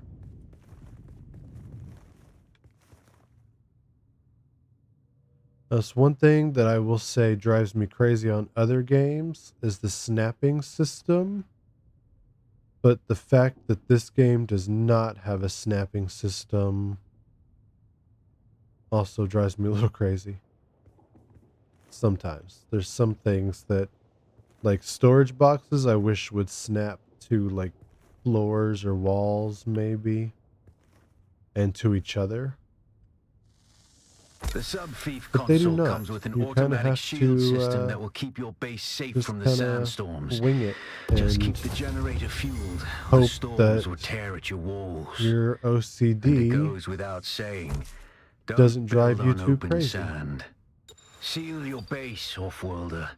Maintain good water discipline. Right, and just some it will keep you tutorials on stuff I alive. already You've discussed, done well like licking the flowers and access sucking management and sap, stuff. but you need a consistent source of water. And the best source out here is blood. Yeah. Extract it, store it, refine it, and drink it. Raw. Alright, if so we you're need more really desperate. metal, and then we're And going to don't mind research an throwing up. exsanguination Actually, kit and a don't blood drink it, extractor. unless you really have to. For now, let's start dropping some things off here in storage. I'll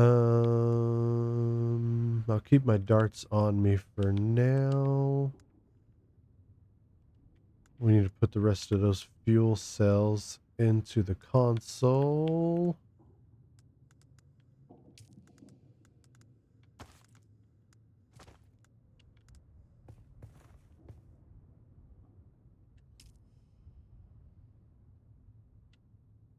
And real quick, let's move the console to where it's not in an awkward place. Who's that Pokemon? Who's that Pokemon?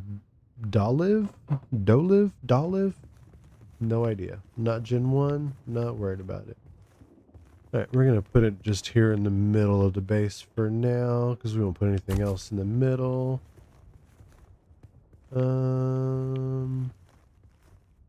It's not quite in the middle.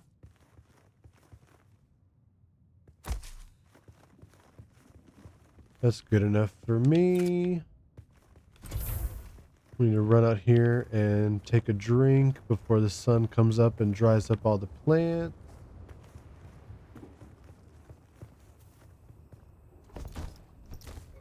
Alright, that's as hydrated as I can get right there. Alright, so we need more salvaged metal. And then we'll do the blood sucking kit and stuff. Take a run through this cave here and see what we got.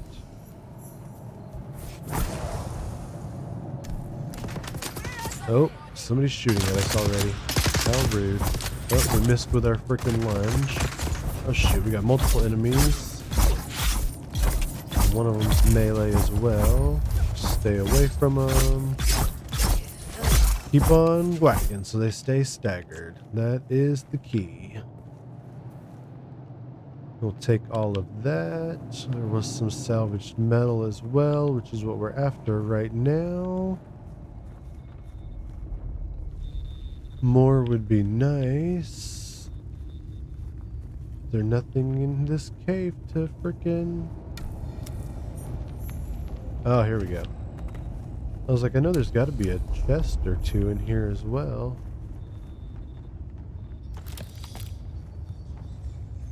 No metal to salvage though, so let's go look elsewhere.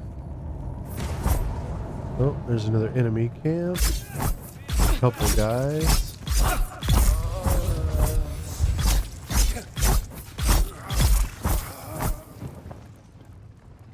Might as well take their darts, why not?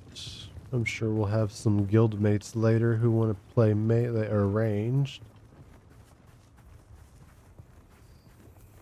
I'm just not a good shooter in any game, honestly, so I will stick to the melee where I can just bash people.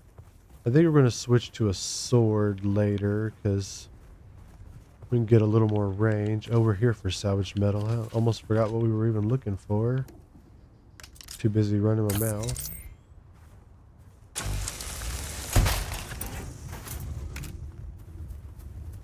Can use a little bit more here. Oh, here's another deposit. Nice. We picked a nice little starting area to build our camp in because there are a good amount of deposits and stuff around us to harvest.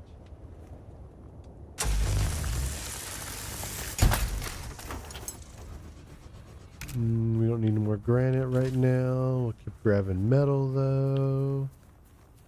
The sun has risen, so we'll try to stick to the shade as much as possible.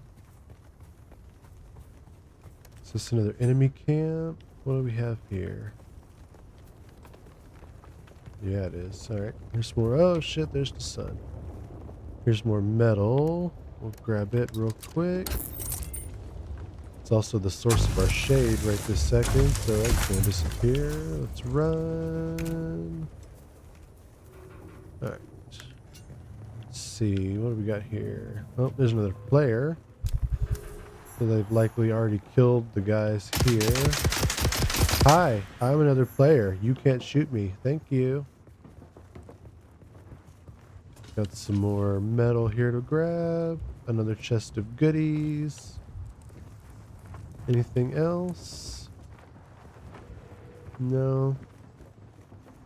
Looks like they may have harvested whatever nodes were there.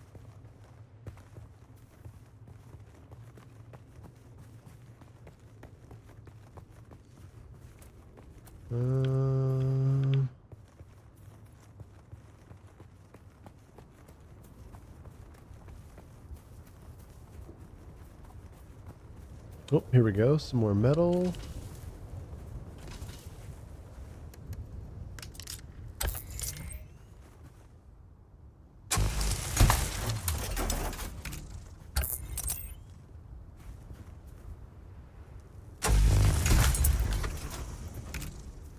Very nice. Alright, I say we head back toward the base. That should be a good amount for now.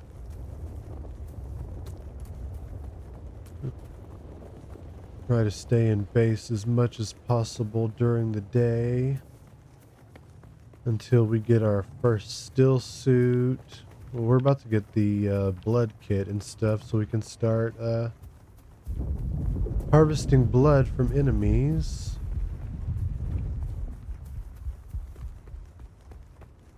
I think there's another salvaged metal node up there on the way back to the base. We'll grab that as well.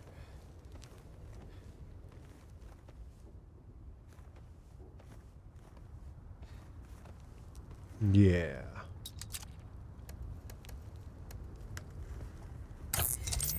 Oh, stuck on the rocks. There we go.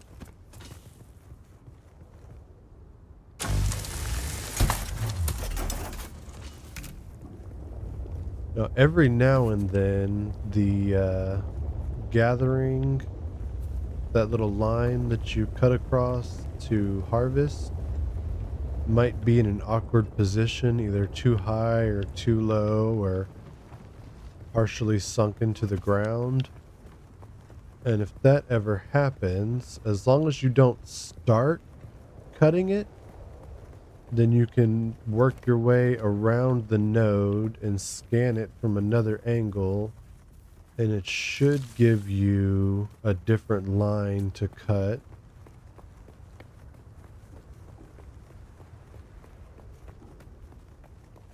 Which is very nice. Alright, let's drop off some of this other stuff real quick. I forgot, you can, when you walk up to a chest, press and hold the quick deposit button, and that'll drop off anything you have in your inventory that's also in the chest already, which is very nice. Another thing that a lot of games require you to download a mod for. We'll throw the rest of these batteries in our generator again. Alright, so we need to research the kit and craft an extractor and a blood sac. So we'll hit the research tab here real quick. I didn't really show this off yet, but here you have what it calls the essentials, which is the things that the game thinks that you should be building at the time, depending on where you are and what you're doing. But it also breaks it down into groups here. So this is everything for water discipline, which includes the exsanguination kit that we need to craft now. We're going to go ahead and do the blood purifier since we're on that page also. And then you've got your combat stuff, which has the makeshift clothing, and then later we have actual armor and stuff. And it's got your weapons, band-aids. Later on down the road, you get access to shields. All the other weapons you get access to, including the sword, which is what I plan on switching to sooner rather than later, hopefully. You also have your different construction items, which is all of your crafting tables, other generators. Some of the tools are in here, like the cutter ray, the compactor we'll get to later. All that stuff is in here. And then you've got exploration items, which is stuff like the respawn beacon, the binoculars. You get lighting options, which is like a glow tube that you can throw on the ground. You also get your suspensor belts, which help you move around more. Your food and drinks are also in here. Resource scanner, the still tint we'll touch on later, the thumper as well. There's more drinks, your personal light, which you carry on you like a attached to your body, so you don't have to carry it anymore. And then you have all of the vehicles, sand bikes, and then you get access later to buggies. And then eventually you work your way up to the ornithopters. And then way down here you get access to the carrier ornithopter. And where the heck's it at? Sandcrawler, there it is. These things down here are definitely geared more towards guild play for sure. And then as you're playing, you will come across unique schematics. That's what all this is, all the different unique schematics that are in the game. And those are basically, you can only craft these items if you have a blueprint currently for them. But for now, we need a small blood sac and the blood extractor. So we need more metal and more plant fibers, which I thought I had. Oh, I do. I forgot. You can craft from containers once you have crafting tables. But when you're trying to craft things from your inventory still, you have to have the materials in your inventory as well. So we need to craft a blood sac. We might make more than one of those. We only need one extractor for now. The blood sacs, yeah, let's make a couple.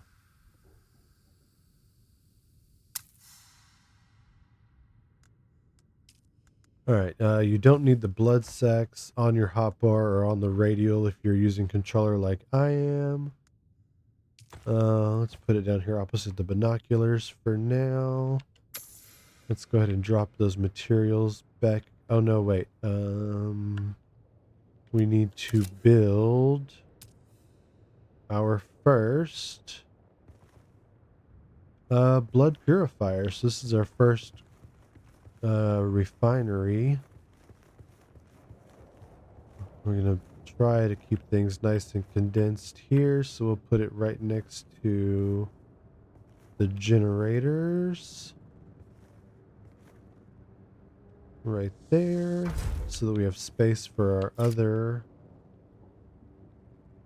crafting tables later.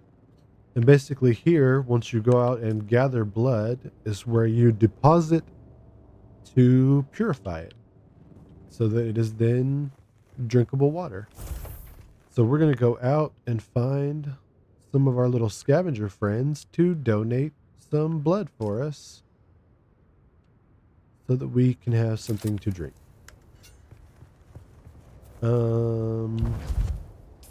Weapons and tools and stuff do have durability in this game. So you can see the little bar beneath the picture of the weapon or tool is your durability.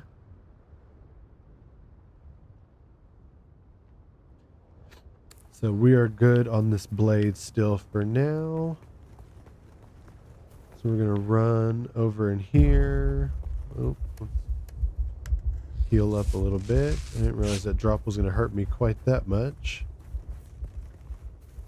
We'll run in here, get the blood from these guys and get it purifying, because we're getting thirsty again.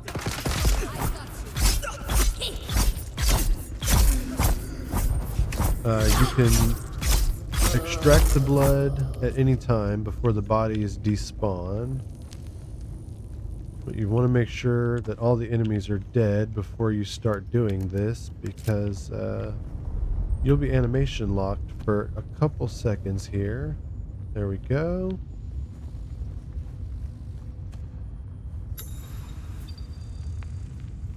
Now, you can drink the blood just straight up as is, but we're not going to do that, because we are not savages, and we're not dying of thirst right this second.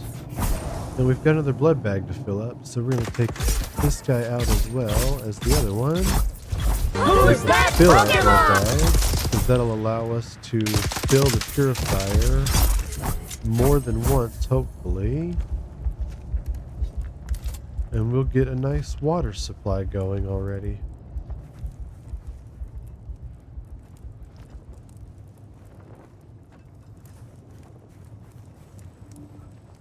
Each body is 1,000 milliliters, as you're seeing there. And each blood bag is 3,000. So we've got room for 2 more bodies. We'll see if we can find 2 more people real quick.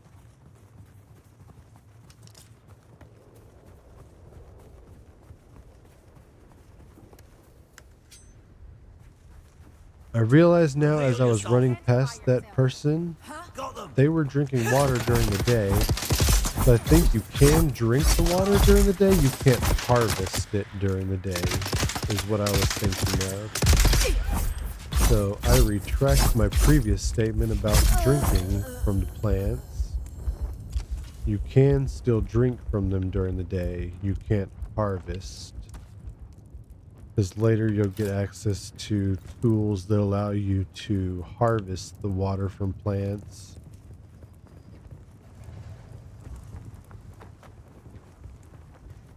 And that you cannot do during the day. Oh, that was a Voltorb. I missed it. Damn.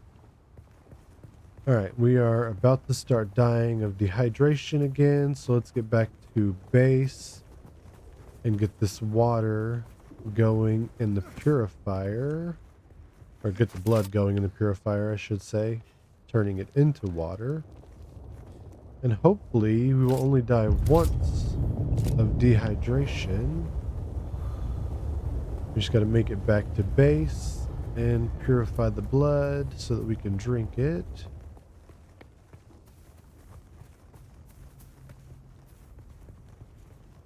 Actually, real quick, let's drink from the plants and we won't die from dehydration.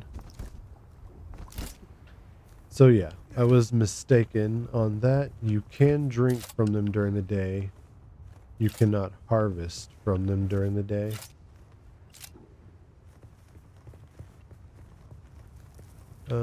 Here we go. Little bridge across back to the base. I think I chose a pretty good little spot here. We got all the resources we need around us.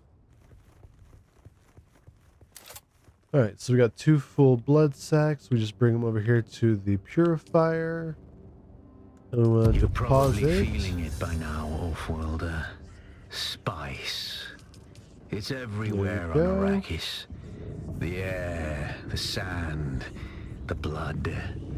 It prolongs life, expands consciousness, and triggers some very vivid dreams.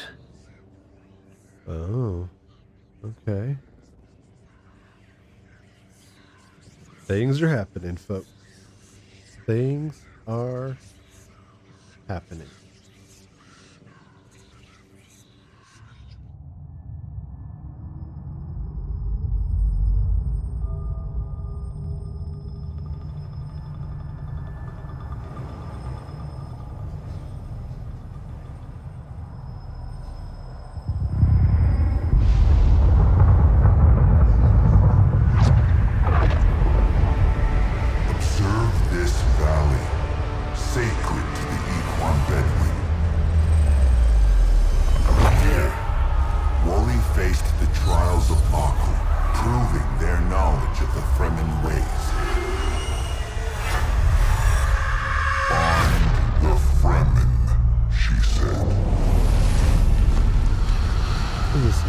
Crazy dreams, man. The spice is fucking with me already. 7 tests, 7 steps. Set your feet. Follow the uncertain path. Keep moving. The only true death is stagnation. That was some fucking freaky shit. Okay. I want to put it out to my Discord real quick what server and stuff that I am on so that if other people jump on, they will be able to join the same. And the majority of the people that I'm going to play with later are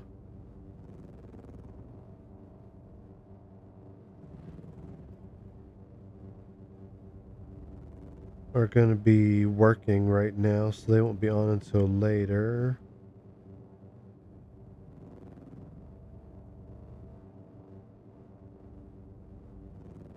There we go.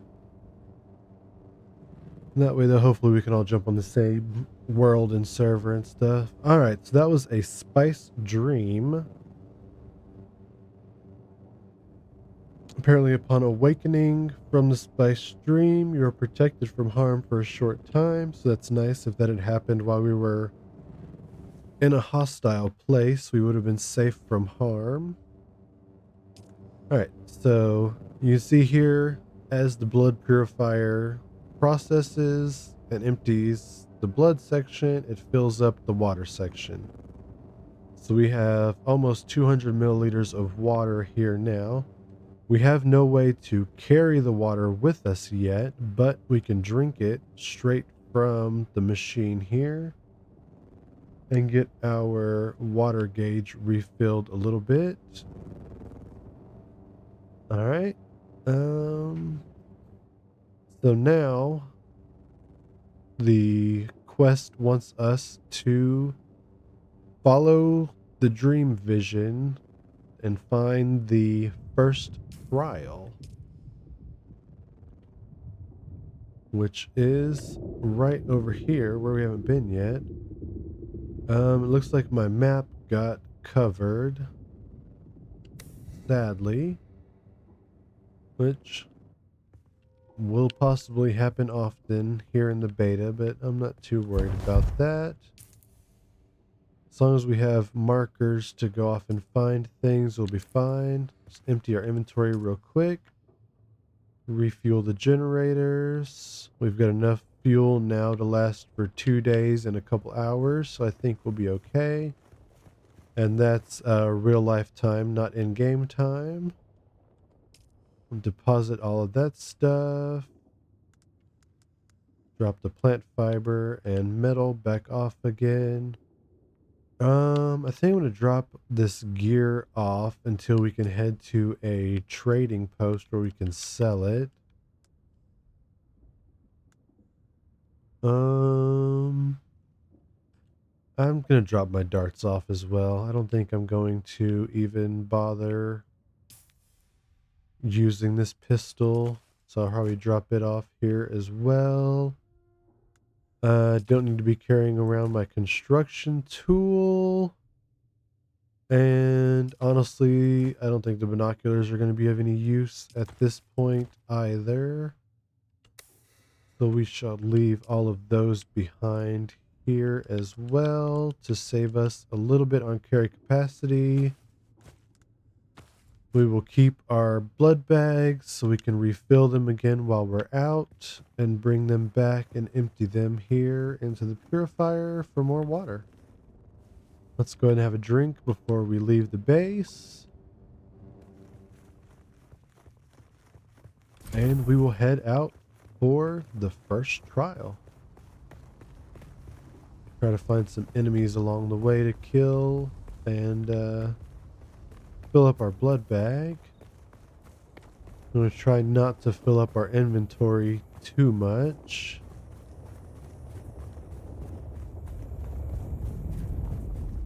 Sounds like a worm rumbling nearby. Yep, right there. Definitely want to stay off the open sand as much as possible. How many band-aids do I have? 12. That should be plenty for now. I'm not going to worry about grabbing any more plant fibers.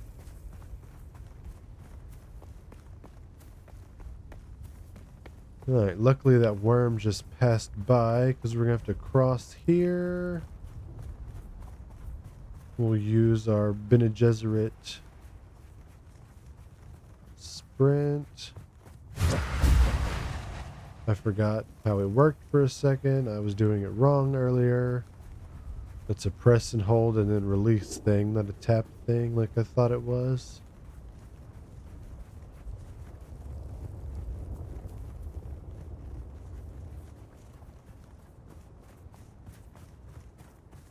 Oh, my health is low. I was like, why is my guy walking like that? I did not realize my health was so low.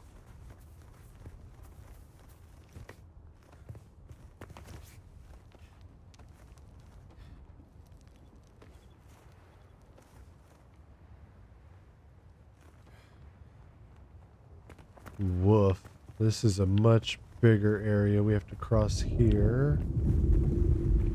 Let's go this way first. And try to cross the shorter distances.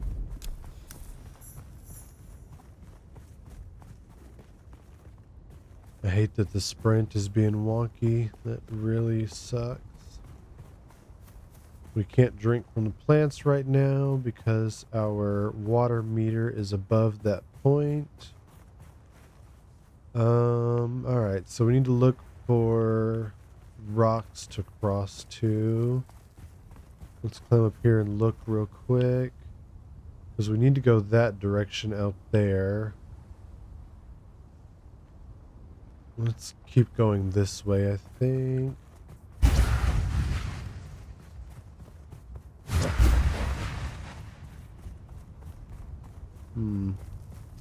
I need to figure out how that Bene Gesserit run actually works. It's very strange.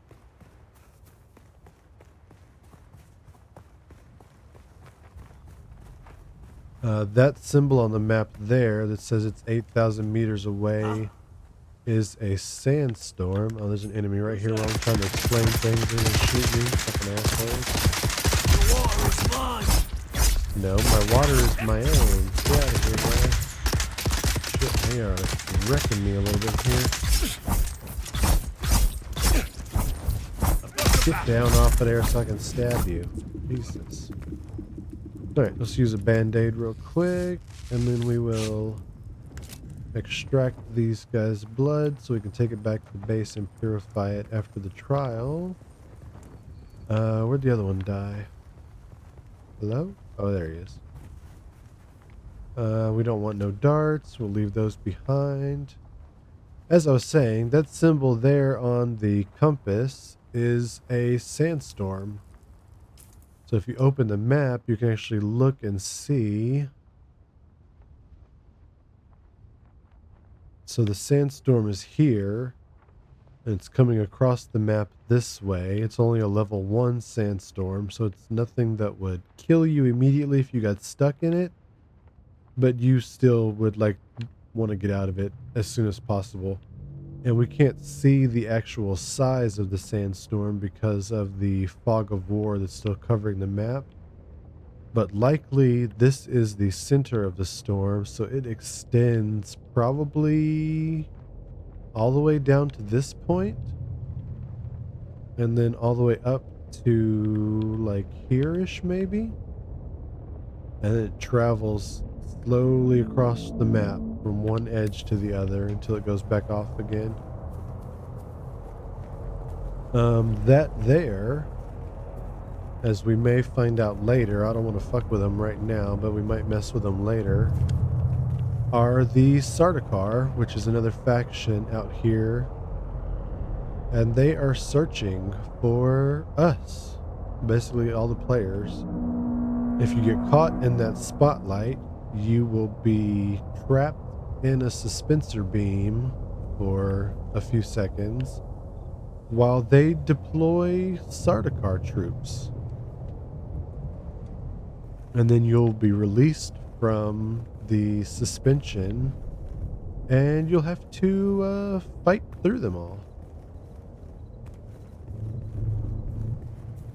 And it usually drops anywhere from like 2 to 3 enemies to, I've seen it drop like up to 5 enemies.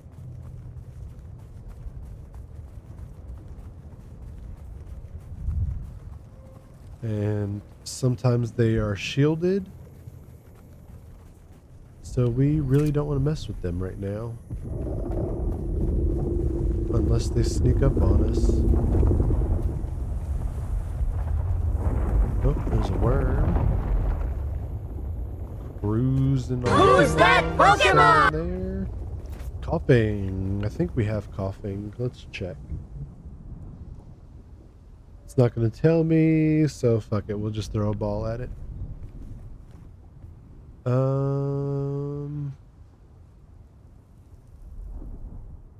You know what? I noticed now the chat is interfering there with the tutorial, or not tutorial, the quest objectives. So we will move it over here above Pando after all for this game. That should be good, I think.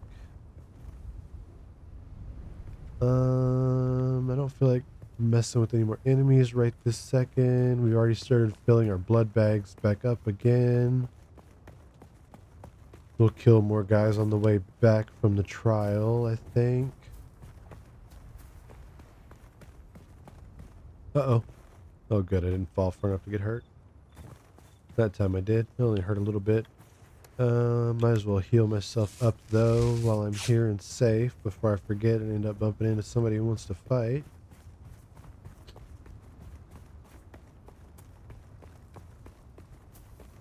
Nope, and we've come across another player base here.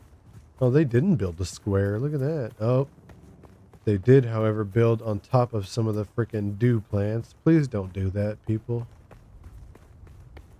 If you're watching and are playing or plan on playing, try to avoid building on top of resources. Unless you're one of those super Harkonnen assholes who's planning on making that like your role play. There's no reason to block access to resources from other players. Especially down here in the Haga Basin where we're all playing through the tutorial at this point, really. That's just a dick move, and nobody wants to play with people who are like that.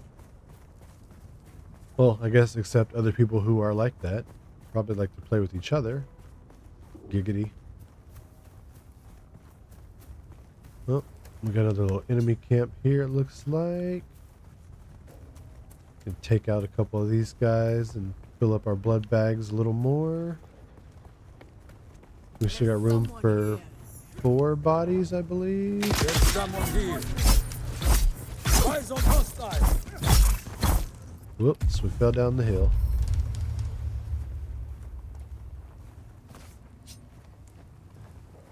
Get them. Really? You twerp. I was coming back up to you. You didn't have to jump down here. I appreciate it, though. Thank you very much. It's like a water delivery system. He brought the blood to me. I'll take the band-aids off of this guy. Oh, there comes the sun. Alright, let's fucking get out of here.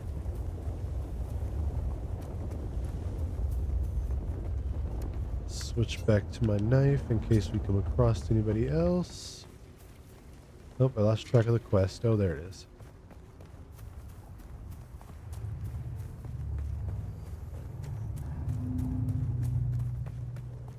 I'm not too concerned with loot at the moment, so I'm not going to loot their camp.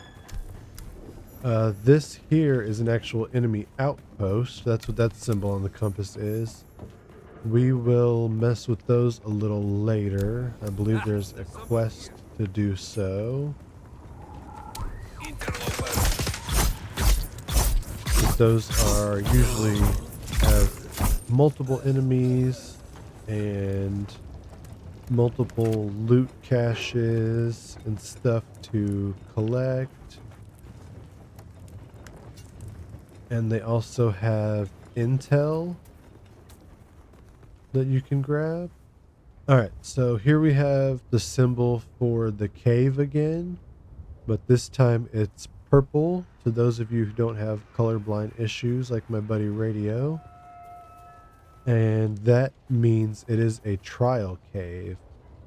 So also on the compass you can see it has an arrow pointing up and 58 meters. So that means it is still above us and 57 meters in that direction. So we're going to have to climb a little bit here in the sun. Hopefully we can get quickly up to where we're going.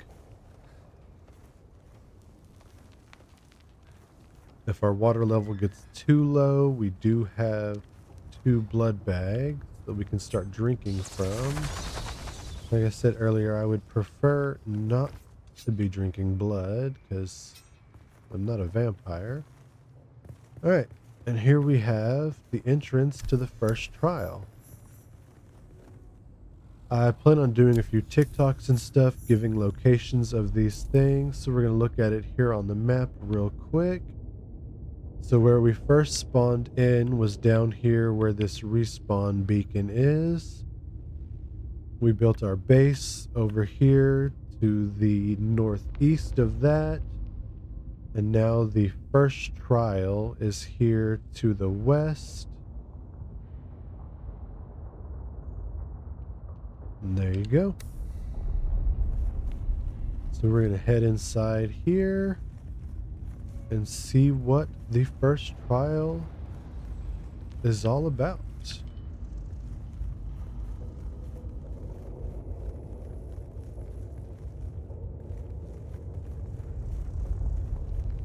Spoiler warning, obviously the trials are basically the beginning of the main quest line here in the game. So if you don't want to be spoiled on this, so you can enjoy it for the first time on your own, you may want to find something else to do for the next few minutes here. And here we go.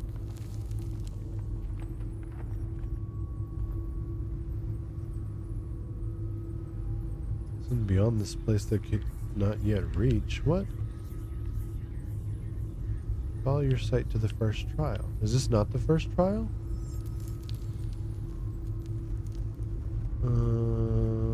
Excuse me? Did it not trigger for some reason or what? Pretty sure this is the first trial. It's saying it's 100 meters above me and out that way still. Huh. Uh-oh. I hope we didn't find a bug already.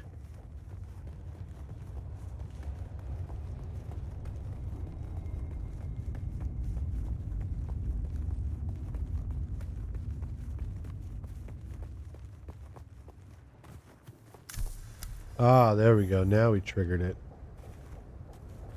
Okay. So make sure when you come through, you actually go to the point that the compass is pointing you to and not straight to the entrance of the cave like I did.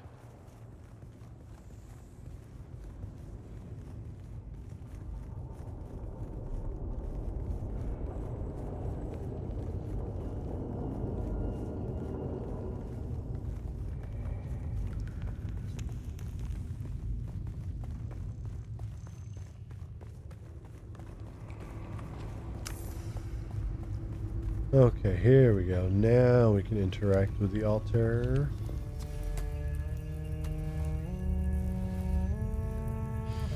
Yeah, get a nice deep whiff.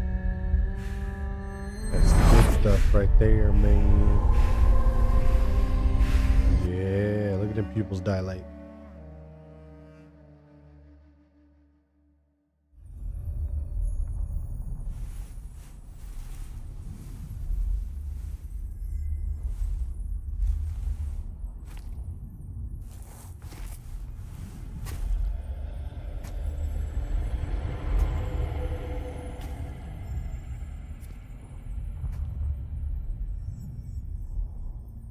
Alright, so here we are in the Spice Dream for the first trial.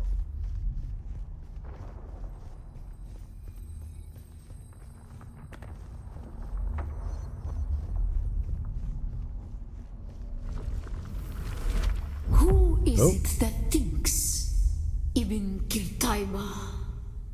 The weight of a kindly god is a fearful thing. Do you understand, Wally? Okay.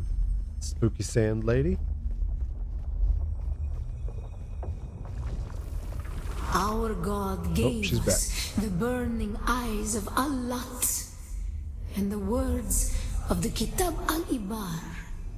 Rest in black shade. Bila Kaif. Alright. She's basically giving us clues on how to succeed on the trial. So we've got the burning eyes there, and she said to stick to the shade. The eye closed so we can move forwards. Wait for the eye to close again and move to the next shaded spot here.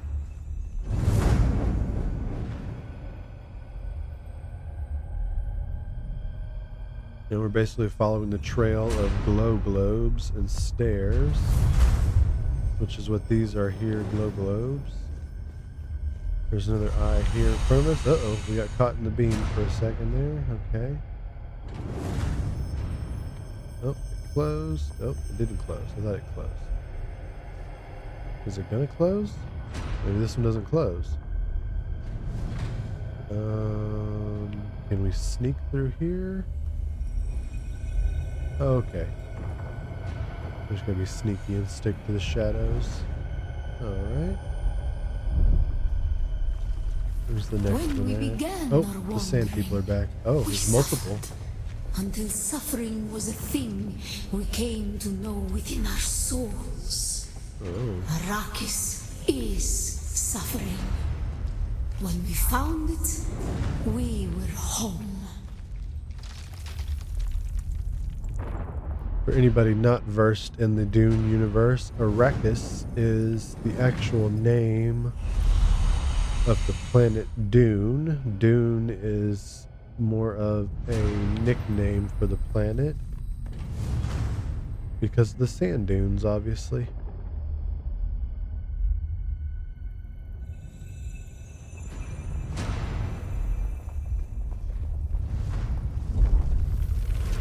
On Harmontep, we were made to suffer. Our children taken, This one swings made back and forth. slaves. Okay. They denied us the Hajj. Interesting. Never to forgive, never to forget. Alright, so here's a little cover above us. We'll stay here till it swings past and run out. Excuse me. Oh, I've got the hiccup. Oh, that's not cool at all. Oh. Uh-oh. Oh, there we go.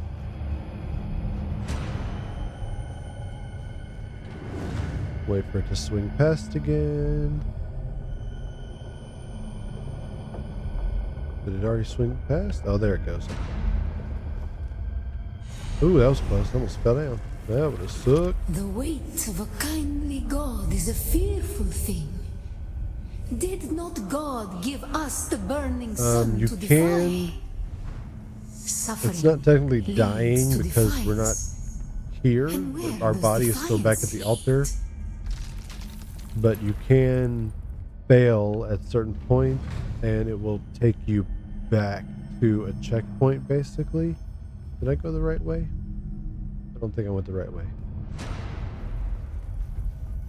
Oh, there's no path there. Oh, shit. Oh, see, we just failed, like I was saying, and it put us backwards a little bit. Damn. I don't see. Where's the path forward? Oh, there it is. Okay.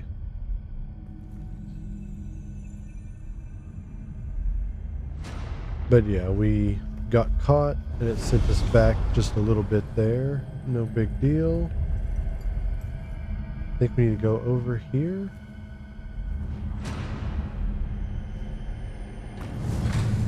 Yeah, here we go. There's the stairs forward there. Just wait for it to close again. And run.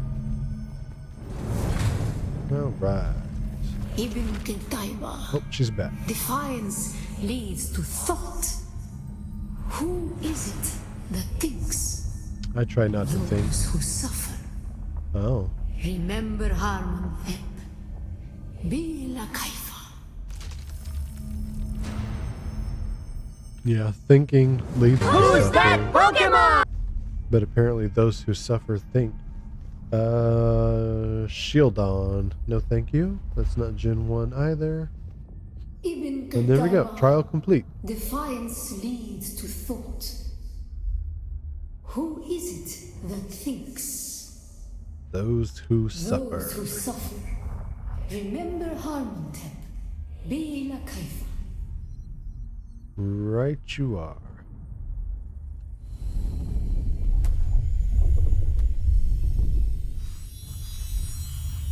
And with that, the first trial is completed. And we gain some knowledge.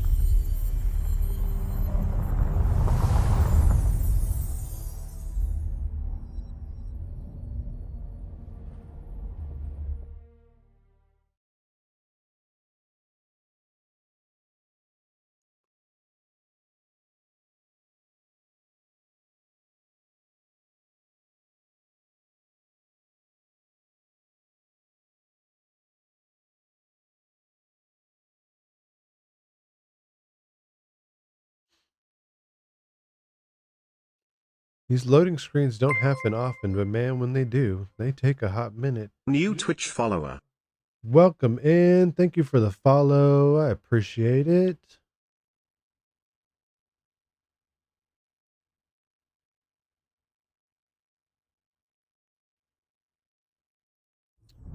There we go.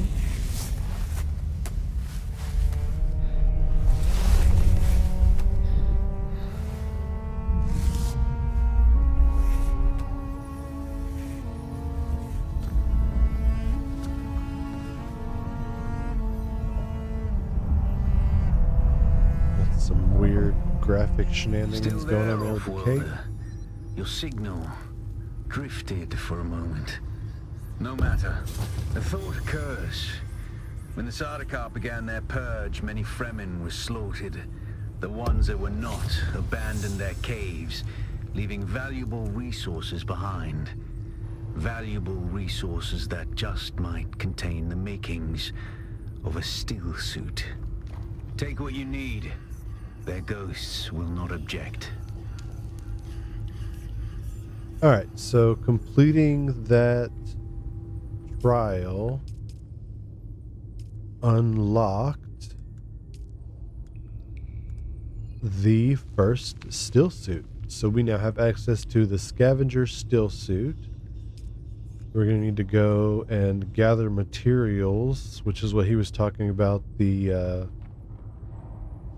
previous Fremen occupied caves are now being occupied by some scavengers, some bandits and folks. And those are the best places to find Fremen-based resources. So things like the micro sandwich fabric, plant fiber. You also get like the EMF generators and things like that from the caves. We had already looked at those previously, but now the game is actually explaining that, which is pretty good. Nope, there's another player come to do their trial. Very nice. Alright, so we are going to head back toward base and loot any caves that we cross along the way, so that when we get back to base, we can make our first still suit.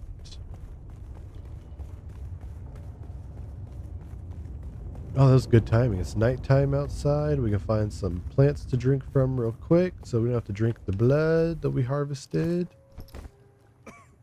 There we go. I see a campfire right there. I'm not worried about those guys, though. We need a cave.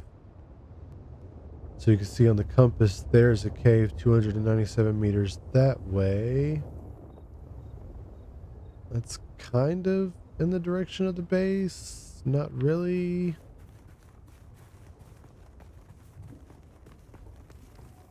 But we're going to go that way. We do need more plant fiber, so we'll grab some of that on the way as well.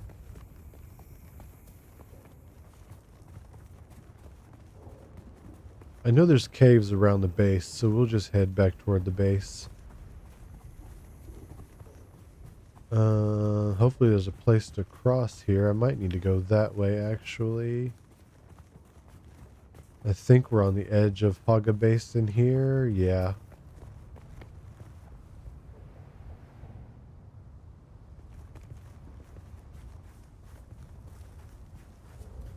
That is... Oh no, it's not quite the open desert yet, but that's definitely a bigger patch of desert that I don't want to cross until we get our bike.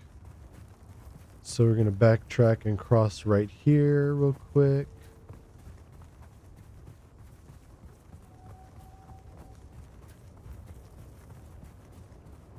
Is that a battery? That is a battery deposit. I'm going to grab some more batteries to keep our generator going.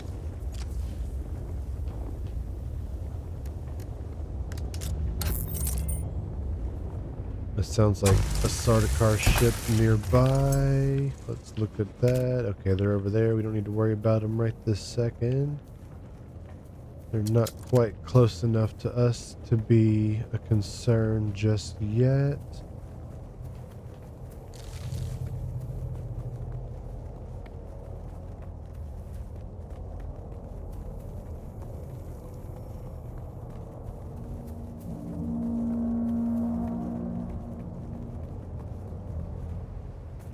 Oh, give me 1 second here, folks. I will be right back.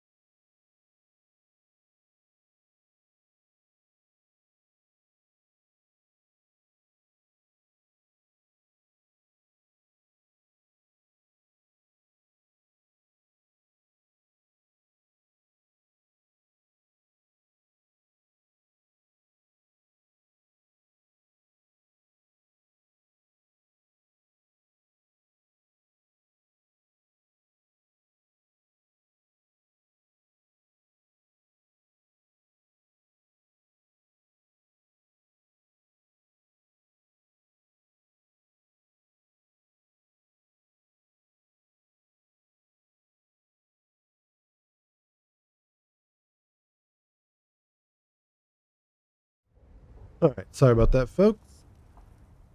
We are back. Luckily, I wasn't in a bad place and I could run real quick. Alright, let's get across here.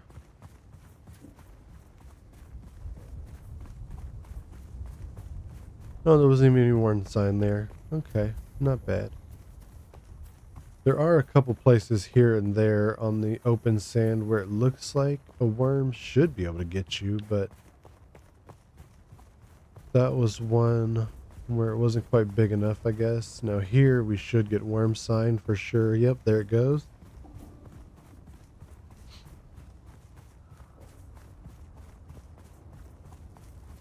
Luckily, there was no worm in the area to come and get me.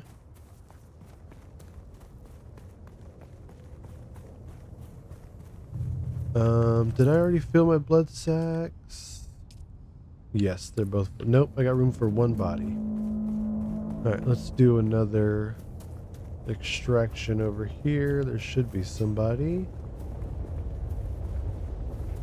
Hopefully only one somebody, because we only got room for one somebody's blood. Oops. he fell down. Alright. Don't worry about his darts. We just want his blood.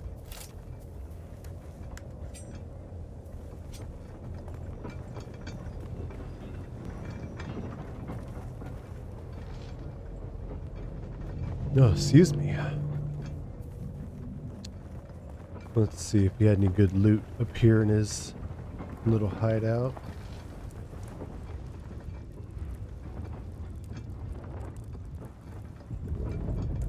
And that sneeze went away. Alright, we'll just grab all of that. Take an extra fuel cell. Don't think we need any more metal right now. We still need to head for a cave. Which way was base? Hello? Oh, there's the base. Okay, so we'll head this way toward these caves over here.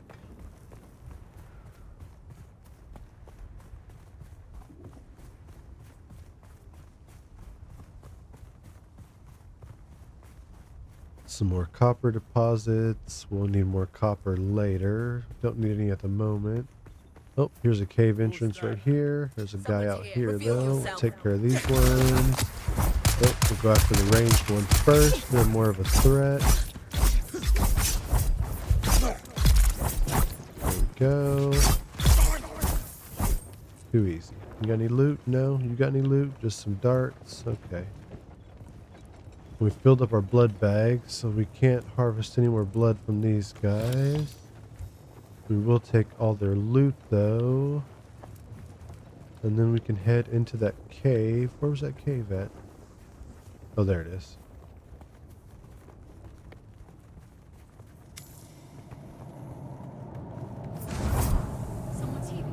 Alright.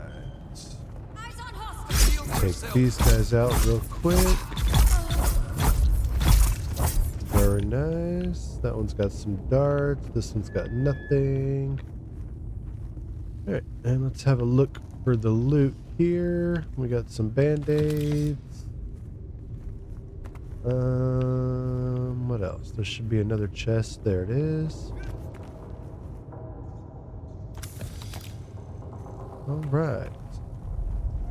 We got some fabric. We got the generator. So we need more metal, and now we need copper. Okay. I know I've got a little bit of copper back at base already. I don't think I have enough, though. So we'll hit this node that's right here. Kind of in an awkward place. Okay, it gave us a line at the bottom. Cool. I was a little worried about that. Alright, we got copper. We got the metal back at base already. If we see any on our way, though, we will probably grab it. We replenish what we use before we even use it. We might grab some more copper. We're only at 50 pounds just about. We'll also hit up another cave or two along the way. Oh, I need water. Shoot. Alright, we need to find some plants to drink from real quick. Hopefully real quick. Just grab this loose copper and stuff. Uh-oh, I'm dehydrated. Uh-oh. That's not good. I wasn't paying attention.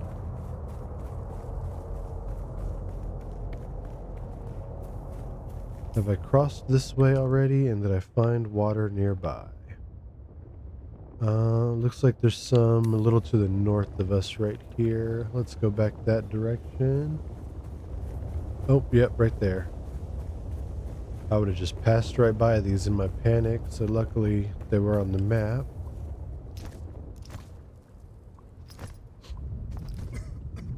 Alright, that's all we can drink from there. The base was that way still. So we'll cross over here and keep headed that way. Grab some more fuel cells. What was that? Granite? No. Salvaged metal? Yes. Let's jog across here. We'll probably get some worm sign. Yep.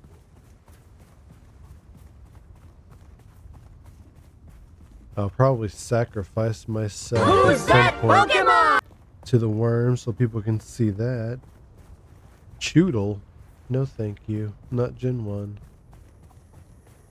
But there are a few things you can only access by being eaten by a worm.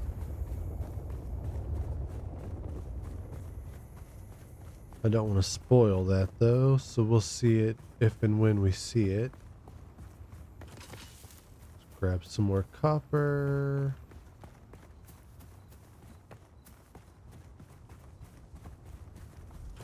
More salvaged metal.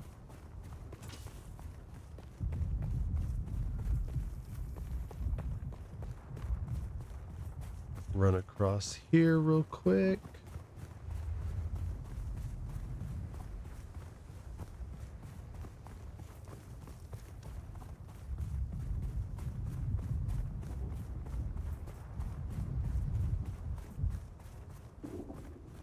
There we go. We made it safely across. Almost back to the base. And once we get there, we can make our first steel suit. Oh, here's another player base. The start of a player base. Oh no, it's a full base. Okay, I didn't think I had a roof. We will use it to get to where we're going though.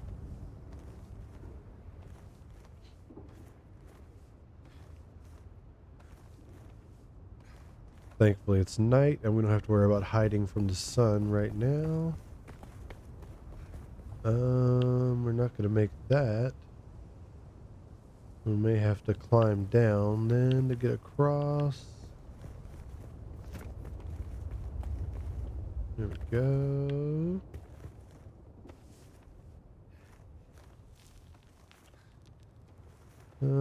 This shouldn't hurt too bad. Ooh. Forgot I was already semi-injured. We're fine. Everything's fine.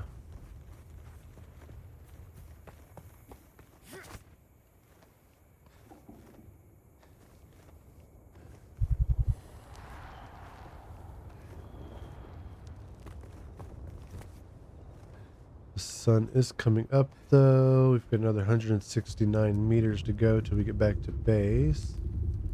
Uh-oh. My stamina's running out. Alright, I don't know if we can climb up that high. Because we are thirsty, our stamina bar is not as good as it should be. We'll give it another go. Hopefully we make it up this time. Yeah, I think we're good. There we go. There are passives in the skill trees later on that we'll see that increase your stamina depending on how much hydration you currently have. There's also other things that increase the stamina passively, which is pretty nice.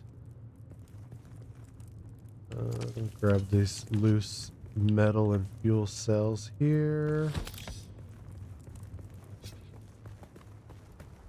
Alright, we should be on the island right across from the base. Yep, there should be a bridge right there.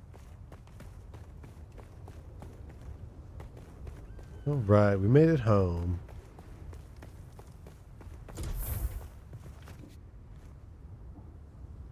Very nice. Let's get this blood processing. We should also have some already made. Yep, so we can start drinking from this.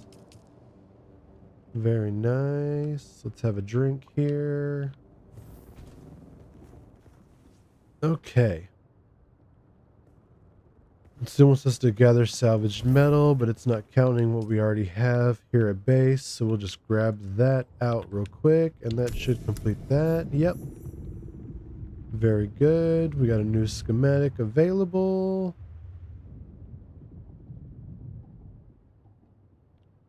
Oh, that wants us to return to base and drink water, research the fabricator, and construct a fabricator. You can also, if you have friends or guildmates who have already built a fabricator, you can just interact with said fabricator. But because I am the earliest one on at this point, we are doing these things ourselves. So we are going to make the fabricator, research it first, and then we'll construct it. Why is it saying I have things here still?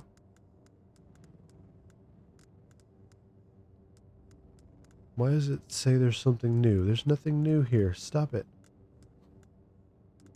Oh, it's going to drive me crazy. Alright, so we need to grab the construction tool back out of storage where I put it away. And while we're at it, let's drop off all the materials we picked up while we were out. And we will also refill the generators a little more here. We're up to 4 days now. We're doing good. The beta's not even going to last 4 days. Very nice. Another thing to note real quick while we're looking in the storage, these smaller storage containers have 10 slots, and you can see here by the meter on the side of the menu, they also have a max volume. So you can easily reach the max volume without filling all the slots, or you can fill all the slots and not reach the max volume. So just something to keep in mind while you're playing. Alright, so now we need to construct our fabricator. That's not the right tool. There it is. Alright, so fabricators. I'm going to place it down right next to the purifier to keep room for other things as we go.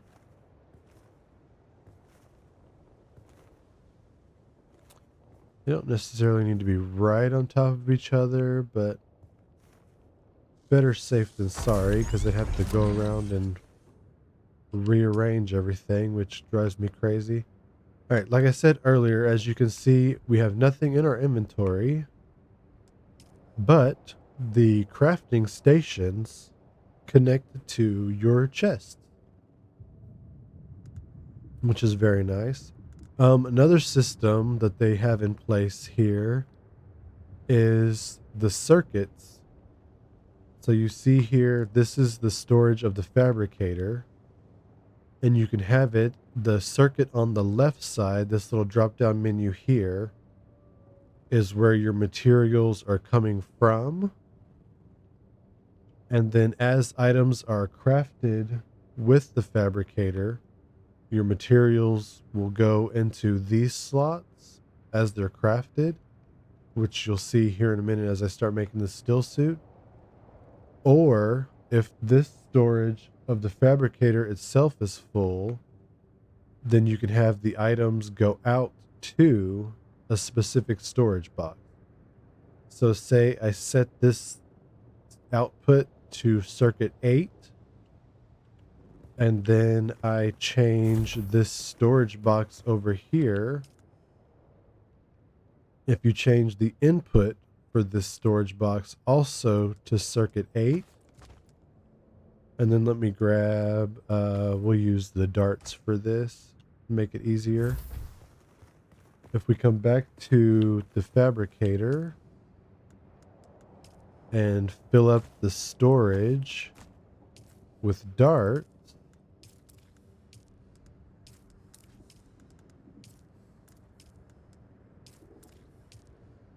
that's one of the easier ways, is to use darts.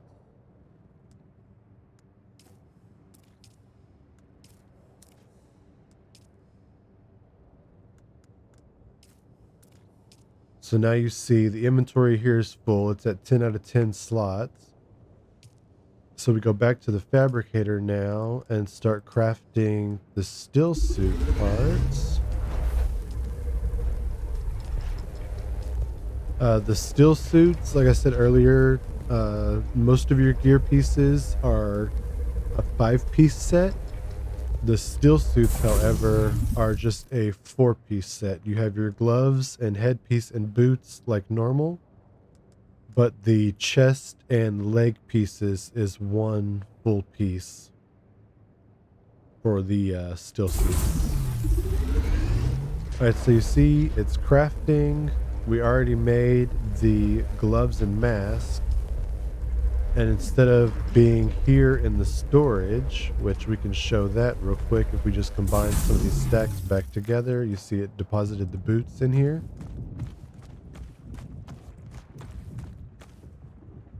So if we pull all the darts out and the inventory is empty, the stuff you fabricate will go into the actual fabricator storage. But our gloves and headpiece, because the storage was full and we had it set up to a circuit, got deposited into this chest automatically. So that's just a nice little feature that you'll want to take advantage of later, especially when we start smelting ores and stuff.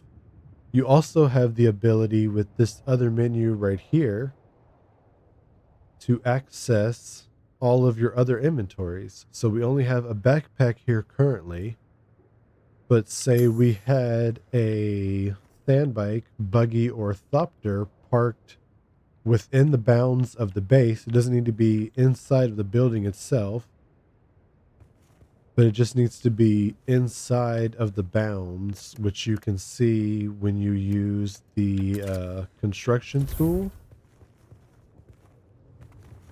So if I was bringing, say, like my sand bike full of ores back to base, I would just need to get the sand bike within the bounding box of the base. So you see, I built up against this side, so I wouldn't be able to park here and access it. But as long as I was inside of the area, like here, or if I was on a thopter, or I had a ramp up to the roof of the base, I could park on top of the base and also access the inventory of the vehicle that way. Which is very nice, because sometimes you'll come back with a full inventory and you can't fit everything inside of your personal inventory. So you just come back to base, open up a chest, and use this drop-down menu to switch between the different inventories, which is very, very convenient to be sure. All right, so we crafted our first still suit. Let's go ahead and equip that. Impressive, off-worlder. Just remember, if you didn't connect the tubes between the calves and the thigh pads just That was in a right, funky place for the you'll be cutscene drinking to your play. own liquefied feces. And that does not count as hydration, by the way. Yeah, we don't want to be I drinking have our good own liquid news, poop. Thank you. off-worlder. My leg has recovered enough that I will risk it to move forward. I know a place in your sector where we can meet. Craft a survey device so you can figure out how to get there and join me. All right. So as he just said, he is moving on. And in order for us to move on as well, we need to craft a survey device and survey probes. And those will allow us to uncover the map. And they also will, when the weekly storm comes through that resets all of the resources on the map, if you fire off another survey probe, it will uncover all of those things for you, which is very nice. Should we grab the... No, we'll just grab things as we need to, I think. I don't know why this is still saying there's new things here. It's making me crazy. All right, so we need to construct a small ore refinery now and smelt some of that copper that we brought back so that we can make the probe and stuff. This is our second refinery. Actually, I think we'll do this guy on the opposite wall over here. Opposite of the generators.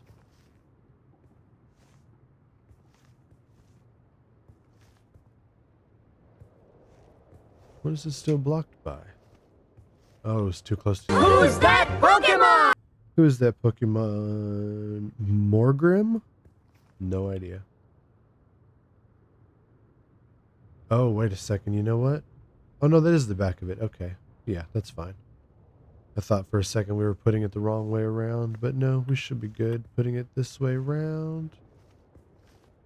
We just got to get it off the wall there. There we go. We may end up building another one, but one is good for now. All right. So with this first refinery, you can smelt copper, iron, and steel. And as you can see, the copper only requires copper ore, but your iron and steel require water, and then steel also requires iron. So you definitely want to get a nice water system going before you start messing with iron and steel. But for now, we're going to craft the maximum amount of copper we can, which is only 26. I don't know if that's going to be enough for what we need. Oh, it says we only need 3 for now. Okay, that's not bad. So here, we do want to take advantage of the storage system. And we'll have this outputting to circuit 2. And then we will use more darts. I think we'll just grab the amount of darts we actually need, though, which I believe was 10.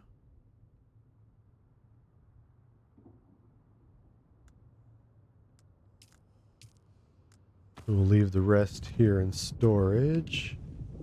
And we want to change this input to circuit 2. So that the copper, as it's smelting, goes into the storage boxes and isn't just sitting here in the inventory. Oh, we only needed 5. Okay, well.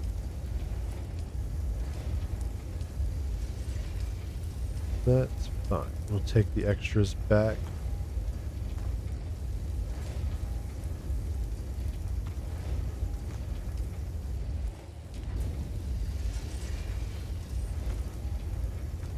There we go. So now it'll start shoving that copper as it's smelting over here into the storage chest automatically. Yep, there it is. There's already 3 more in there. Very nice. Put the extra darts. Oh, no, the darts go in the other box.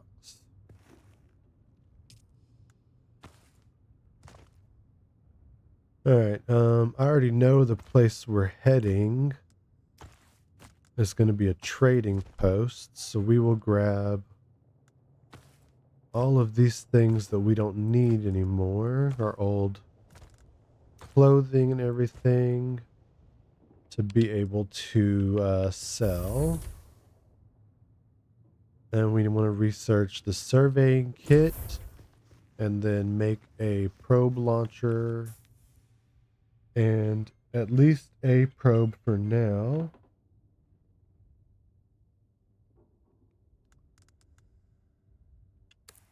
I opened the wrong menu like a knucklehead.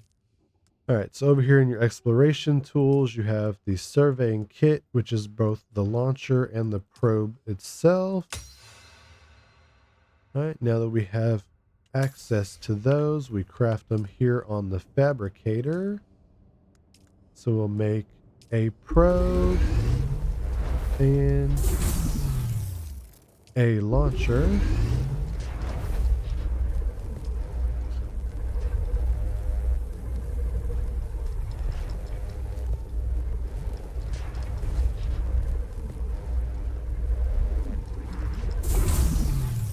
Alright, we'll grab those. Did you get a probe made? Should automatically Static put discharge from the the probe sandstorms makes launcher. map There it data is, right extremely there. unreliable on Arrakis. But Go if you ahead can and get it load high the enough, probe in there. a Very handheld nice. probe can gather enough local data to give you a snapshot of the region. Climb somewhere high. We don't and need fire off to the bring probe. our construction Just tool don't with let the us, so we'll Sardaukar leave that spot you. behind here. Yeah. We'll drop that off in this container. And we need to go find a high enough place. If I pull out the probe launcher and try to use it here, not at required height for survey, we need to be 21 meters up still.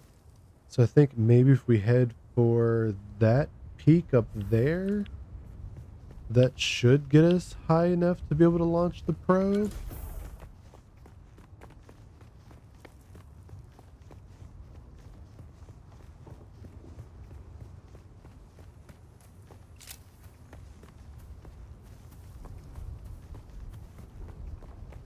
Oh, is there going to be a guy here to fight? Let's find out. We start filling our blood bags again. Hello? Oh, there you are. Hey, stand still so I can slice you. Very nice. No loot. Oh. We'll have a look at what he's got. Oh, I must have looted this one recently. See, it's not available for pickup again. A certain amount of time has to pass before chests are lootable again. I forget what that time is.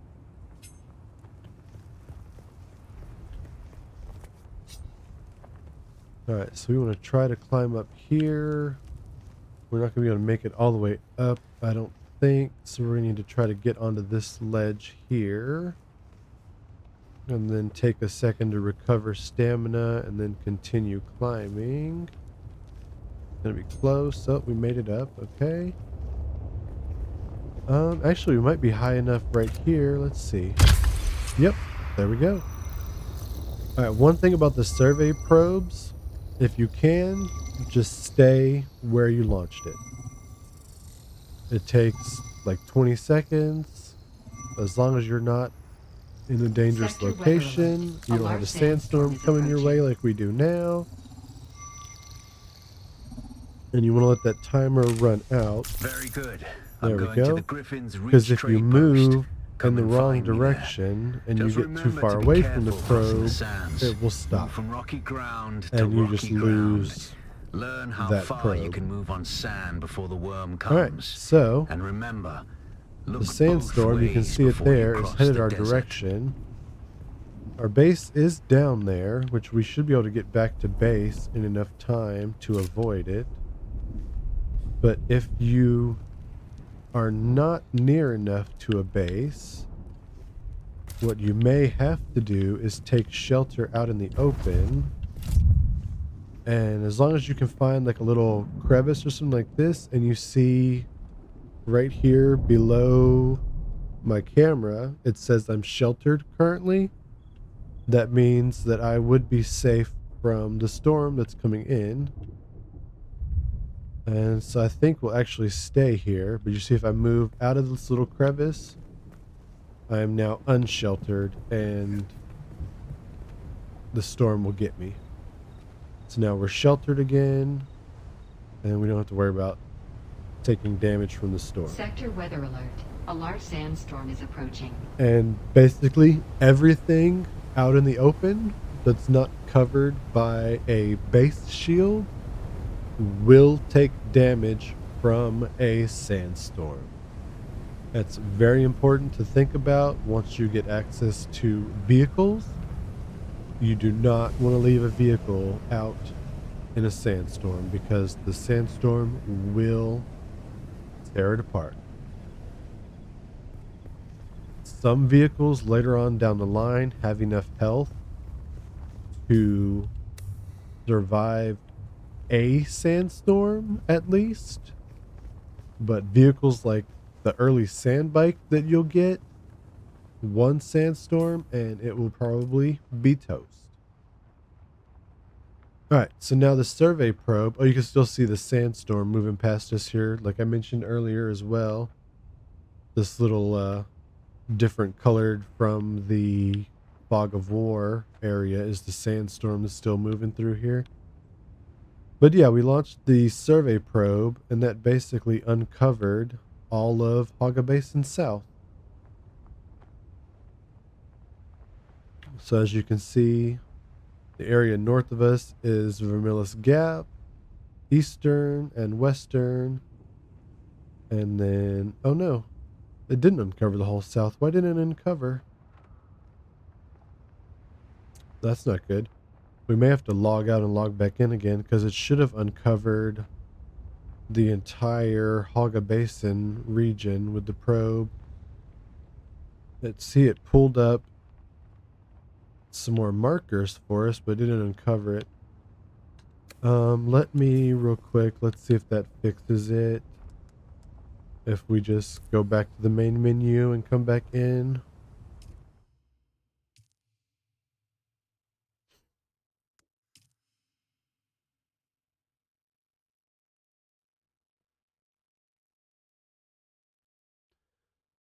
A lot of the time, just going back to the main menu and coming back in will fix whatever bug you have.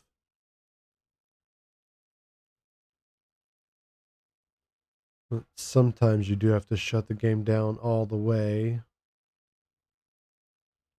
and restart it. If the map is still not uncovered, I'm not overly concerned with that. We'll just continue on our way.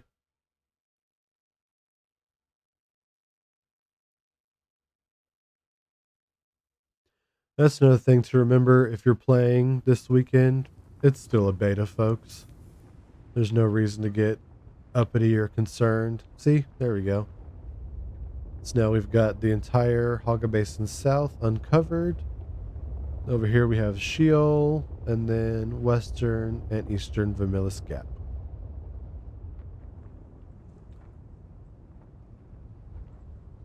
So launching the survey probe gives you basically all of the POIs. There's the trade post. We have enemy outposts, which it tells you, you can see right there that there's intel 0 out of 1. That's letting you know that you have not yet collected the intel from that outpost. That is the cavern where the first trial was.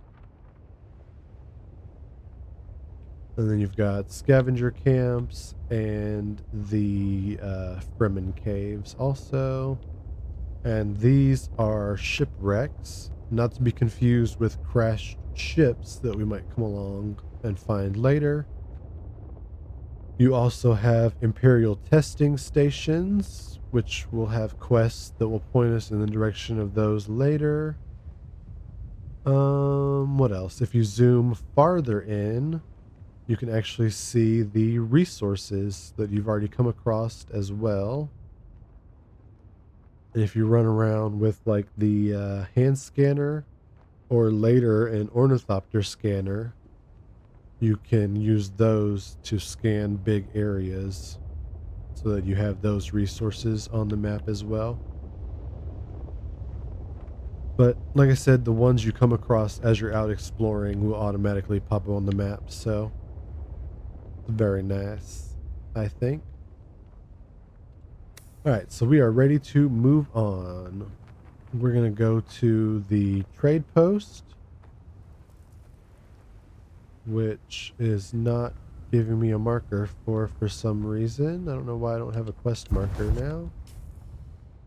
So we will drop our own marker. Where was that? Right here. Alright. And we'll follow our own quest marker. Off we go. Actually, we're going to go back to base real quick. We should have water in the blood purifier that's ready to be drank. Drunk? Okay, I don't know. English is hard sometimes, y'all.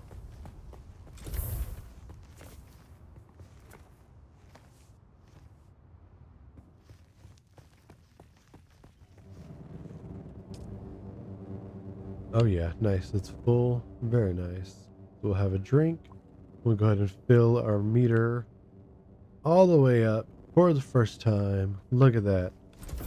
And you can see the stamina bar popped up and it's got like a little extra piece. And that's because we are fully hydrated, so our stamina is boosted by a little bit. We're not going to worry about picking up any resources on our way. Squawkabilly? What the fuck is a squawkabilly?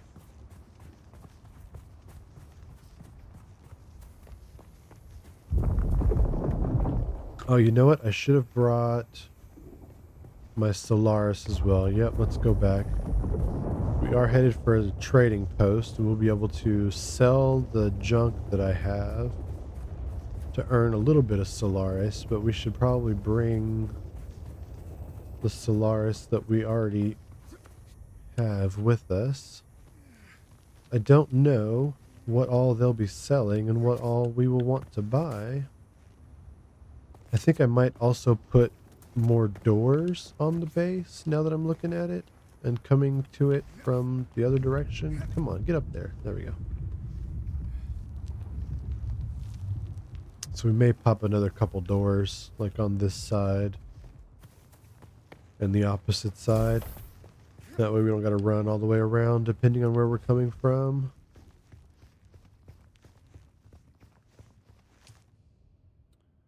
Alright, we've got a whopping 959 Solaris, so we're going to take those with us.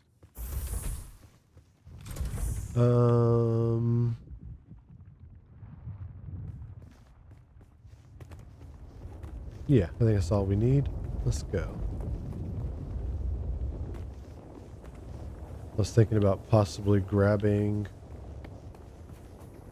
some resources. I know there's some side quests that we can pick up from the trade post that may have us deliver some resources to the trade post. But if we get those, we can just grab the resources while we're out and about. You know what, real quick, I want to change that sprint setting because it's really bothering me right now that it's not working right. Let's see if the toggle will work instead. Okay. So I think it was working right. I just couldn't tell that we were, in fact, sprinting. Alright, so let's take a look because we're going to have to go from safe rock to safe rock to avoid worm shenanigans. So the way we need to go is straight to the west. This is kind of a bigger open area than I want to cross on foot though. So we may cross... I don't know actually. This is all kind of a big open area in front of us here. We may have to just chance it and run. Yeah, I guess we'll just have to chance it right here. Uh-oh, that's a worm nearby. Don't want to run across yet. You can see the dust trail leading off behind him.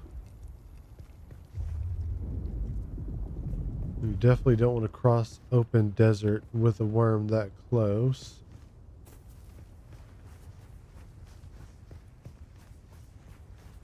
Actually, it looks like this place right here is closer and it's flat all the way, so we're going to run across here.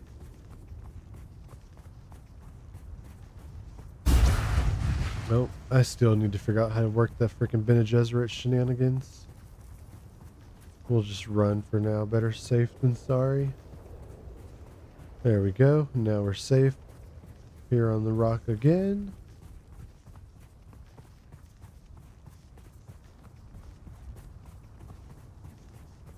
We might visit this outpost right here so we can take a look at that.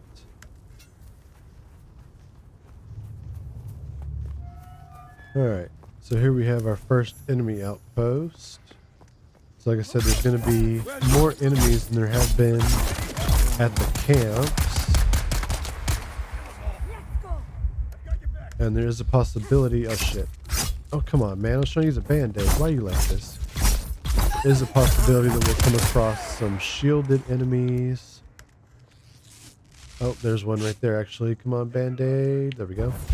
Now, as long as you keep them staggered, you can get them pretty easily. It's not too difficult at this point in the game. just gotta keep them staggered. As long as they're staggered, they can't do anything to us. We're not gonna pick up any more light darts.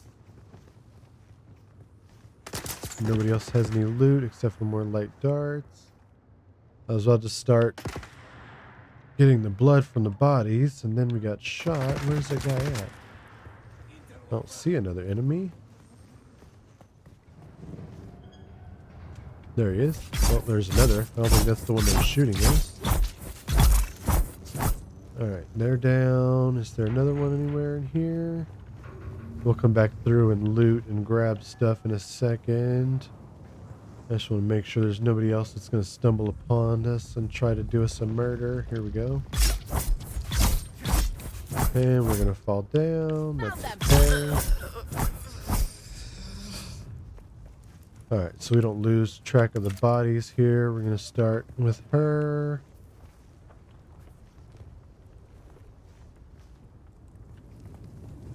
Then we'll go back around to the other side. And get the blood out of these guys before they despawn.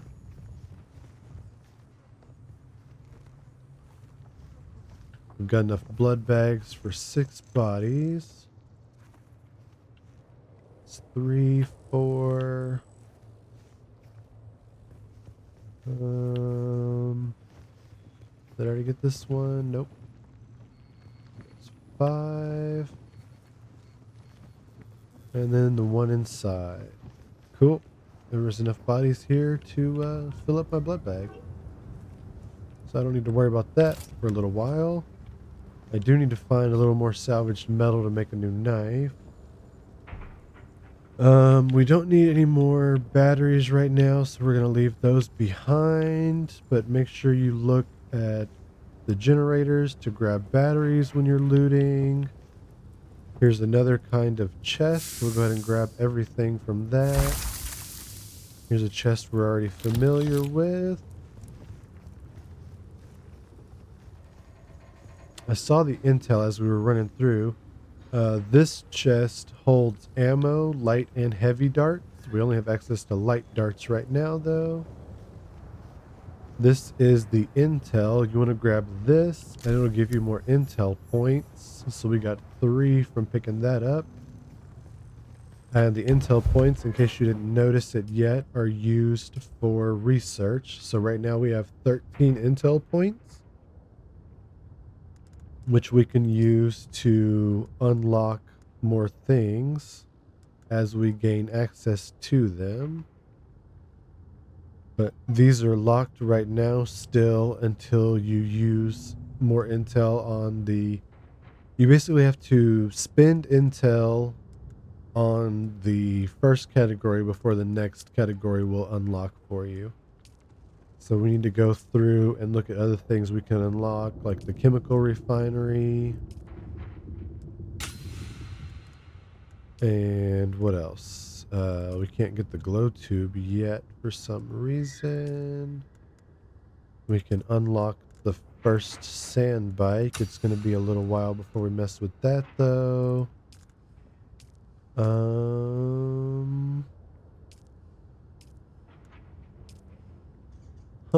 So we can't even spend enough right now.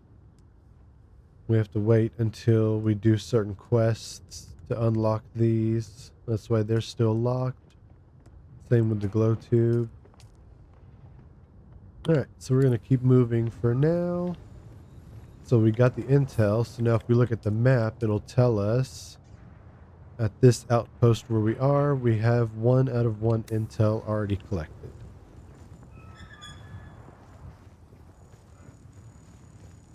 And that's a good way to run around and get more intel later in the game.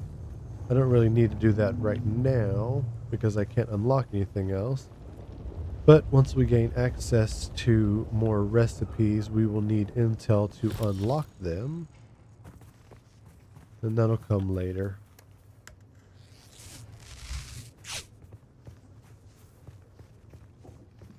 I need to stop jumping from high places. It hurts. You can see in the distance there, that is the wrecked ship, which is right there. I didn't realize how far east I made my base, but that's alright. It's just a temporary first base, no big deal. Something to explain about still suits. If you look in the bottom left corner of the screen right there next to the hydration meter is another little meter that is slowly filling up as opposed to emptying like the hydration meter. And that is your still suit's catch pocket. And that's basically where the water is being stored while you are wearing your still suit.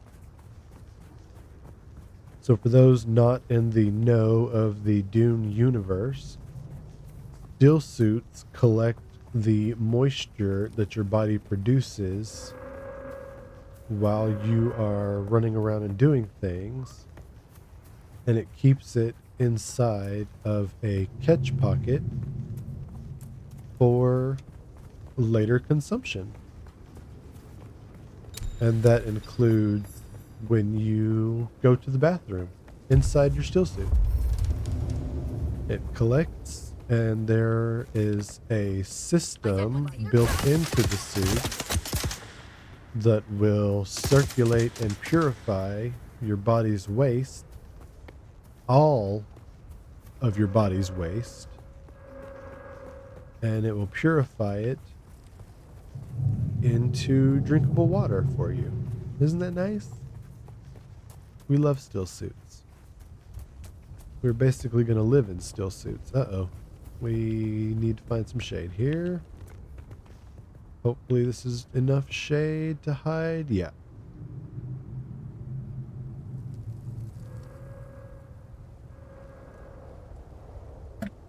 I'll have a drink break in real life. But yeah, so you see the catch pocket there has some water in it. And on controller, you press left on the D-pad.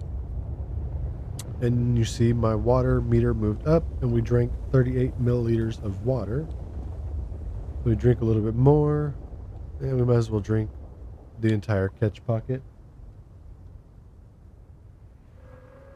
Alright, so we need to find somewhere to cross, because where we are is definitely not safe. So we got to back up here a little bit, and we'll jump from that rock to those rocks to that rock, and then further across to the west where we're going. Hopefully we can get back in the shade here before we start with the heat stroke again.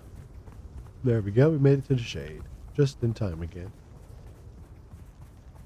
Looks like we got a little enemy camp in our path here. We'll take these guys out and see if they have any good loot. We're going to need to make a new knife very soon. We might actually break it here. There is the option to repair it, but we don't have that option currently because you need a repair station for that. We don't want any darts. We will take all of that. That might be enough. Salvaged metal. Let's stand in the shade here for a second of their camp. And we'll go ahead and make another scrap knife, because that's the only melee weapon we have access to at the moment. And now when we break our knife, we have another one to use. Alright, so we're going to cross this small section of desert here. I don't even think we'll get any worm sign. Oh, we did. Okay. I didn't think it was a big enough section of desert, but it was. Never safe to assume you're going to be safe on the open sand. Unless you don't have worm sign. Is that a player? No, that's an enemy.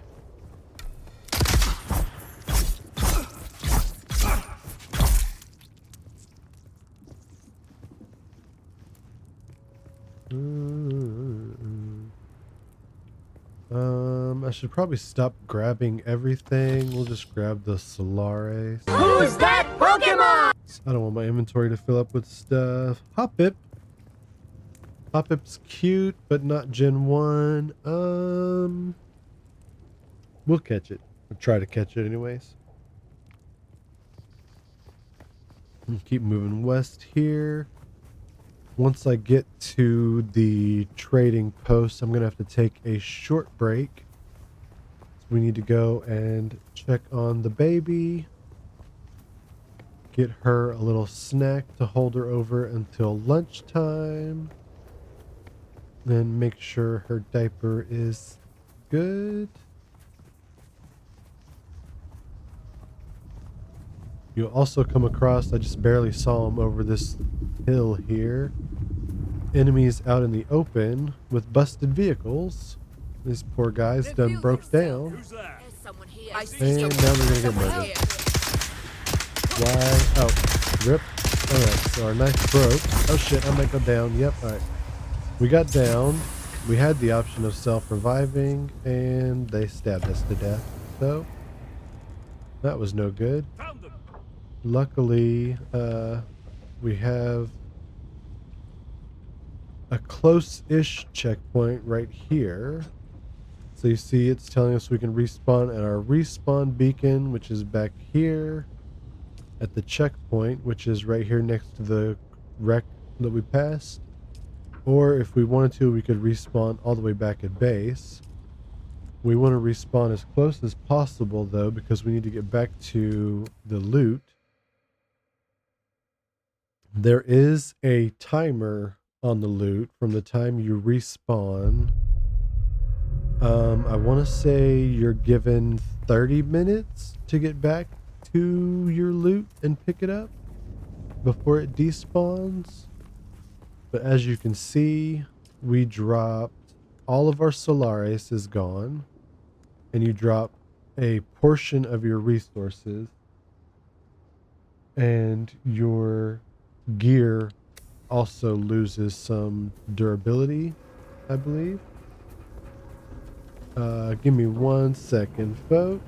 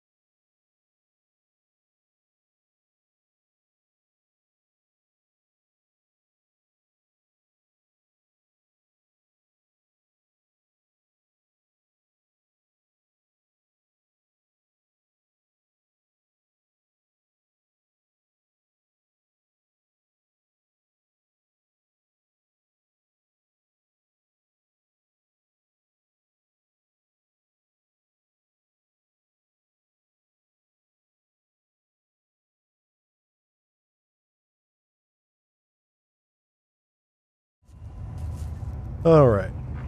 Sorry about that. I took the opportunity to go ahead and go check on the baby since I was already on the BRB screen. So she is good to go. Yeah. Accidentally came into the wreck. I did not mean to do that. I accidentally bumped the controller as I was walking away and entered it. I did not mean to do that though. Oh, here we go. Ah, okay. We'll come back here later, for sure. For now, we need to get back to my dropped loot. Thankfully, they give us that nice half-hour time limit.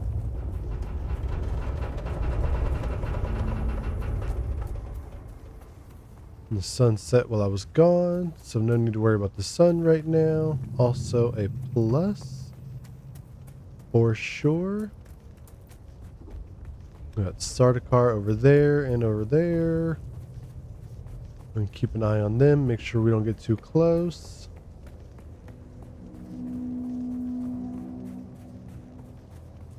I should have taken off my jacket while I was up. It is not cold in here anymore. Well, leave me alone. I'm just passing by, you jerk.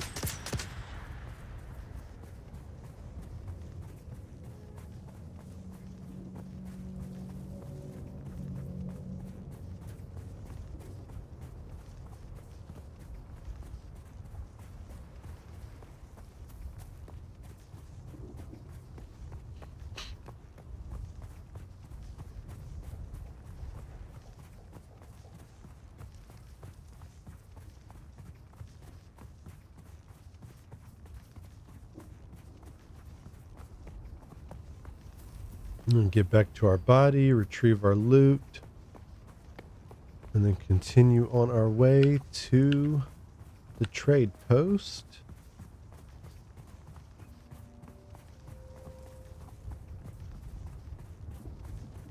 Alright, the whole reason these guys got me was because my other knife broke.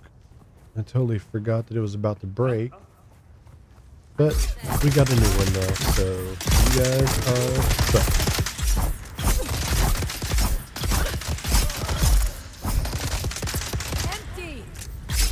Oh no, you gotta reload? How sad for you. Alright, that went a little smoother for sure.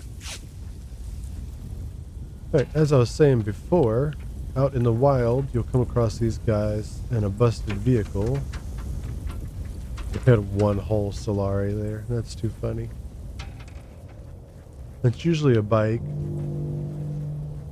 Sometimes later in the later stages of the game, you'll come across them with a crashed ornithopter. There's another crashed bike right there with some guys at it. We're not really worried about them right now, though. We're going to keep moving. So we want to get up to the trade post before the sun comes back.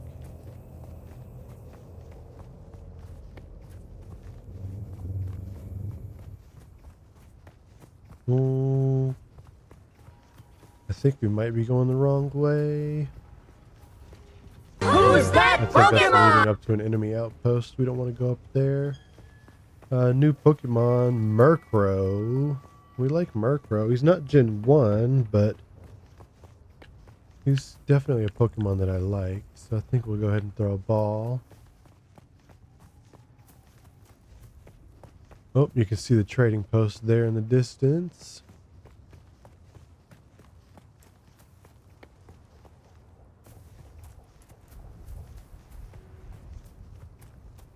So yeah, our base is definitely a little farther east than I planned, but it's alright. We get to take the nice scenic route and take a look at the sights along the way to where we're going. And try not to get eaten by a worm along the way also. Which, that was close. It didn't breach to try to get me, but Even being that close is definitely kind of scary. Alright, we'll climb up here. I know there's a path to take. Oh, that worm breached. I'm glad he wasn't coming for me. We're not going to get up there high enough to be able to see him in time. He already sank back under.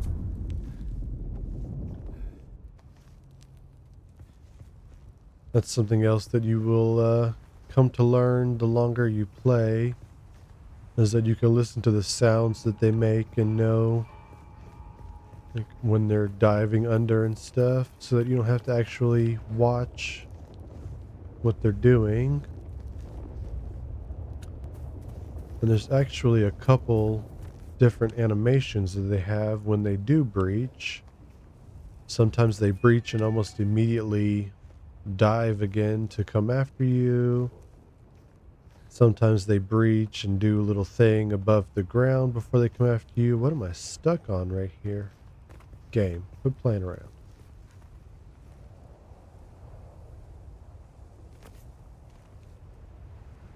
There we go. Alright, one important thing to note when you come to the outposts, once you get up there, you won't be able to access tools and It stuff. seems my fame precedes me. So if you even come in here, on a vehicle at the and you don't arse have end the of the tool Haga to put the Basin. vehicle Your away, Emperor's lackey, Count then they have Fenwick, these put an obscene garages where you bounty can on my park head. your vehicle to And where while it's I'm flattered to be enclosed his great boogeyman, in case the a added sandstorm attention is comes making through. life complicated. Take a look around. There's a contract on the board that might interest you, but be careful. Civilized men are not to be trusted. Alright, so that was Xantera again. He's already come through the trading post and left us behind again. But he mentioned contracts. Contracts are basically your side quests. So this one is giving us a contract here to go out and collect copper. So it wants us to go out and gather 40 copper ore and then bring it back here.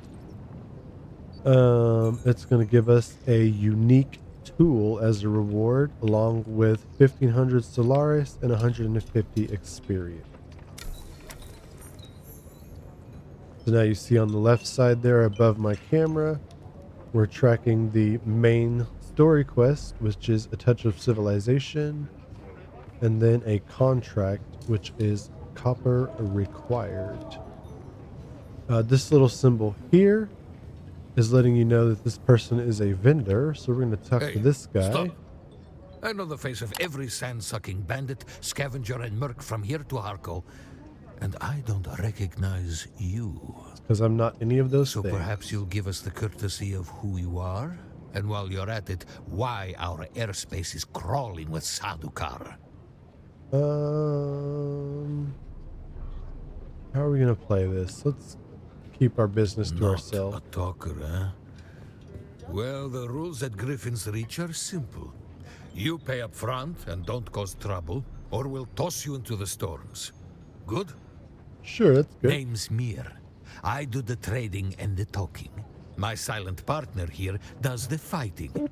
And there's the contract board in the corner, if you need work.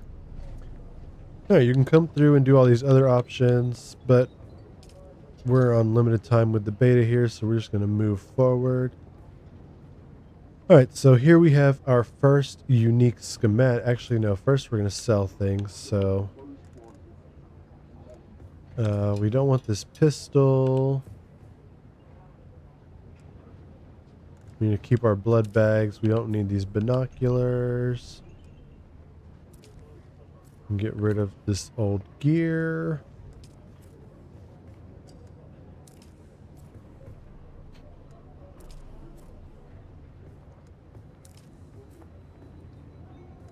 I don't know exactly how the economy works in this game, like with the supply and demand. If that actually changes, or if that's just like a cosmetic thing. Just letting you know that the vendor doesn't want to fucking buy that shit, basically. I didn't realize we picked up a fuel cell already. Nice. We don't want to sell that. We will hold on to it. Alright, so here we have the first unique schematic. This vendor always sells this schematic. And you're probably going to want to buy a couple once you have enough Solare. We're just going to buy one for now. But it is for a unique Litterjohn. And Litterjohn is basically a canteen, for lack of a better word. And that will give us the ability to hold water while we're out and about. You can also buy certain supplies from certain vendors. I don't suggest it though, because these prices are ridiculous and you could just go out and gather the stuff yourself. Especially don't buy water from them. That's just crazy.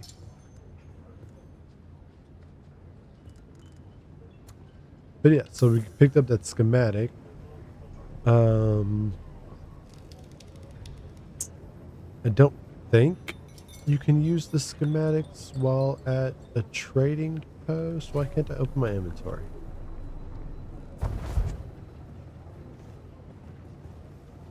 Alright. It's being crazy and I can't open my inventory. Can I open my inventory here?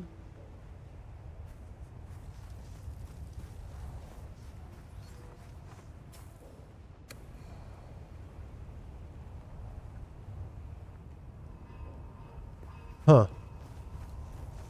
That's not cool. Alright, let's go back into the trading post and we'll log out and log back in, and hopefully that fixes the issue.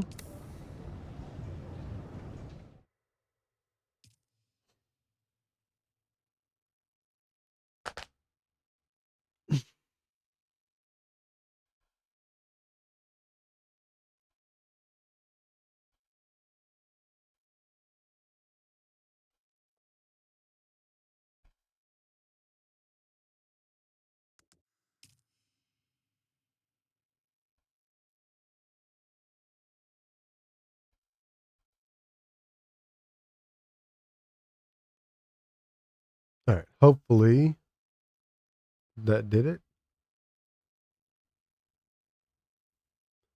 Again, like I said earlier, the game is still in beta. There are still a few bugs and kinks to work out, and it's no big deal.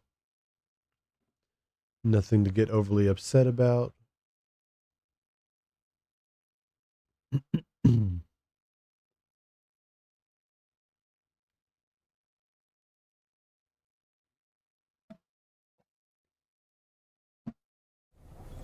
Alright, let's see. There we go. Alright, so the schematic I just bought is here in my inventory now. You can only use the schematics while you're in a safe area. And it looks like the trade post does count. Yes, we want to use it.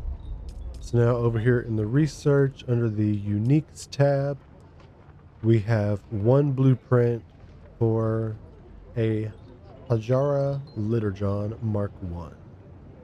So once we get the materials and everything, we'll be able to craft one of those back at base.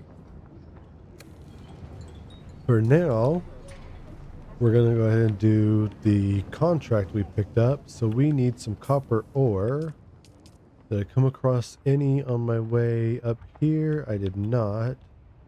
There's some back over here. Nope, that's salvaged metal. Plant fibers and granite. That's more plant fibers. Alright, so we are looking for a copper deposit somewhere in the area to get enough to fulfill the contract. Which it should be easy enough. Oh look, there's some on the ground right there. Oh, there's a deposit right there. Too easy.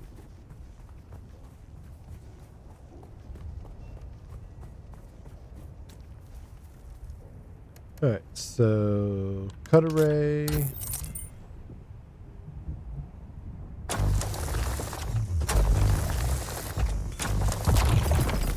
not want to bust. Alright, so we got 46 total. That's more than enough for the quest. We're going to come back up here and turn it in. One thing I almost forgot to do that I just remembered, I need to put my knife up there. And we're just going to drop this one on the floor. Like I said earlier, there is the ability to repair, but it's just a garbage salvage knife anyways, which is easily replaced. So I'm not worried about wasting the supplies repairing it. Alright, so when you complete a contract, sometimes you have to come back to the contract board to deliver the items. And you just take them from your inventory to this delivery screen. It'll automatically separate how many it needs, and you deliver them.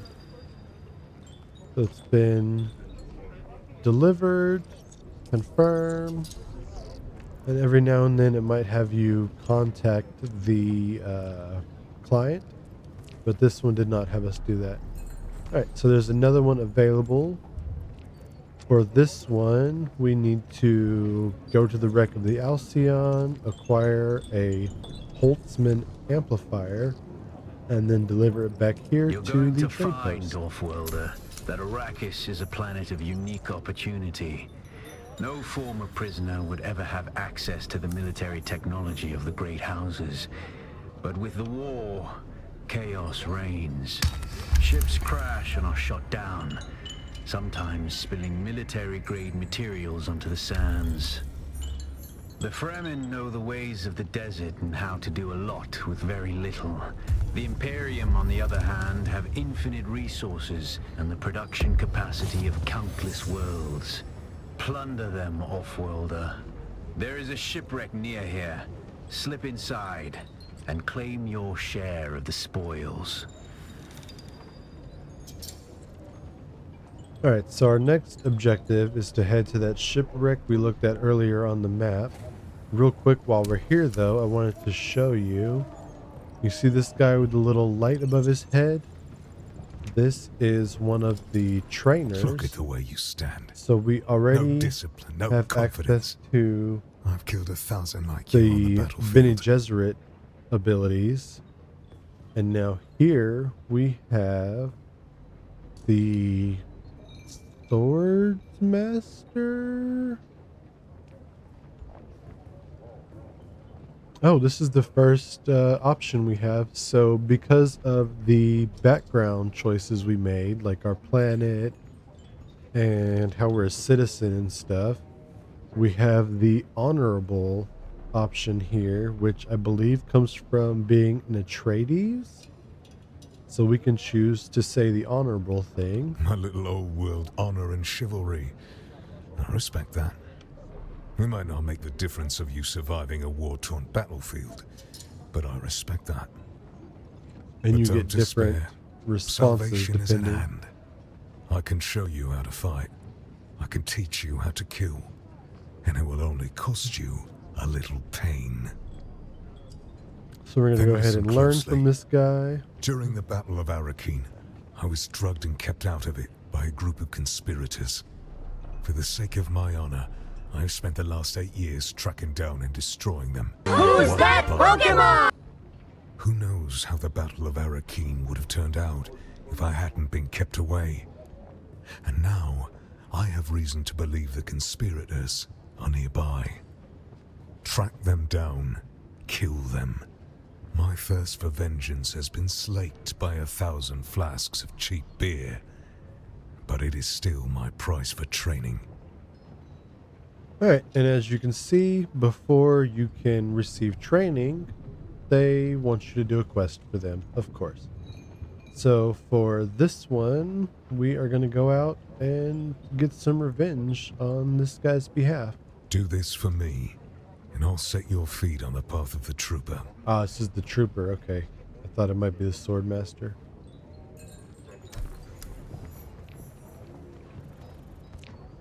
Alright, so that gave us another contract. You can only track one contract at a time, but they do show up on the map. So you can run around and do them as you come across them. This one is on the other side of the wreck. We're going to be heading to the wreck anyways for the quest we're currently doing. So we might run through, maybe we'll pass up the wreck and do the quest over here first, and then come back and do the wreck after that. We will have to see how we feel when we get to that point. But yeah, because I started as the Bene Gesserit, I am missing the trooper, which we just picked up, the swordmaster, and the mentat. So I'll have to find... Oh, sorry about that. You'll have to find the basic trainer for each of those classes, I guess, or jobs, however you want to call them, out in the world. And there's also a planetologist who unlocks the planetology stuff. So here is basic stuff that basically everyone wants access to. It's going to be stuff like your vehicle mining. That's all here is stuff to do with vehicles, fuel efficiency. And then over here is stuff to do with exploring, which is stuff like climbing costs less stamina. And then this one over here gives you better like power usage and better tool usage and stuff like that. So you've got the planetologist, and then there's the Bene Gesserit, which I started as. The swordmaster we haven't found yet. The trooper we just found, but we don't have access to anything yet until we complete the quest. And then the mentat we'll have to find eventually as well. But for now, we are going to head back towards the wreck and the trooper quest and my base. I would like to make that litter john I just got the schematic for, but it requires that spice infused dust, as you probably saw. And we haven't found any of that yet, so we are just going to start heading toward the ship. We're just going to take the easy way down here. It's going to hurt, but as you can see, you don't die. And as long as there's nobody around to whack you, you can revive yourself. And we will keep moving here. I am going to have to take a break here in a few minutes to get lunch ready for the kiddos. So we're going to try to get back to base real quick. Before that,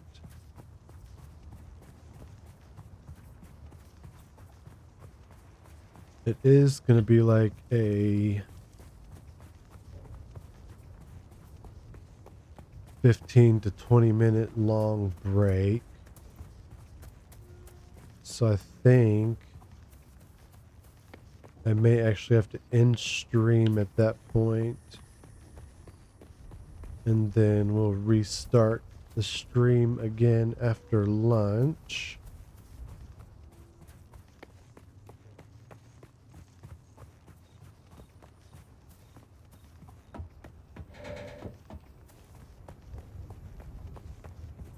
I know I, for one, would not want to sit looking at someone's BRB screen for that long. And part of BRB is right. Like, I'll be right back. And being gone for that long is not right back. Oh, we just accidentally came across the planetologist here. So this is the first place you will meet the planetologist. Let me pull it up on the map so people can see. And the planetologist is a trainer who moves around the map as you do his quest. Watch your step, stranger. Those plants are hard to grow out here, and harder to replace. Now, you don't look like the scrap rats that swarm around the place, and you don't look like one of the crazies from the lab. So what brings you here? What brings me here? Let's be suspicious of this guy for now. Derek Chinara, planetologist, botanist, and political exile, I'm afraid. I've been stuck out here for a while. I learned the hard way. Never say the wrong thing to someone from Kaitain. Cyprian Io. I loathe that name. Barely a planetologist at all. To think of the legacy of the Kynes in the hands of this fop He called him makes me fop. sick. I would gladly teach you, but there is something I must do. Perhaps we can help each other out. Of course. I'll scratch your back. You teach me how to do planetology stuff. You look like something that stumbled out of a shipwreck. I don't have any way to pay. Unless you're interested in a planetary ecology lesson? That's exactly what we want, actually. That's easy. Somewhere in the station is a manifest containing a full log of the supplies that were sealed within. Bring me the manifest. Be careful. Sounds easy The enough. people in that lab are odd. Oh, there's the catch. I hadn't gone very far into the lab when some of them charged at me, screaming and brandishing knives. They were covered in gore. That's nasty. It was unnerving. I'm not timid by nature, but I didn't want any part of whatever was happening. I came up here and set up this camp. Alright. So for this guy, we're going to have to go right down here into this lab and recover the ship's manifest. But we will get back to that later. For now, we need to continue on our way while the sun is down. And I need to get back to my base.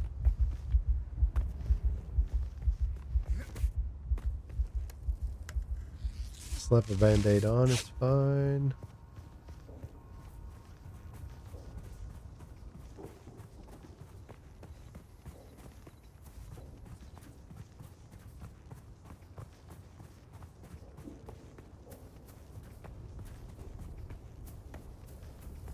As long as nothing goes wrong in between here and there, I should just be able to make it back to the base before I have to end stream for now. We may actually end up stopping at this shipwreck.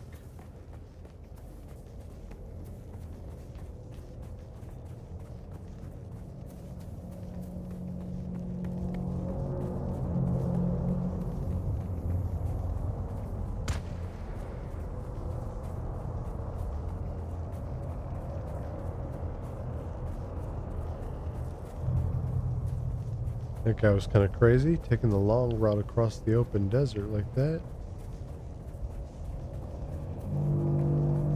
You're supposed to go from one safe spot to the next. Stick to the rocks, people. The rocks are safe. Oh, see that? There goes the worm, trying to get him. Oh, I was hoping it was going to breach, but we didn't get to see it. How sad. Who is this? No idea. Not somebody I know, unless they're going by a weird name. I'm going to keep moving.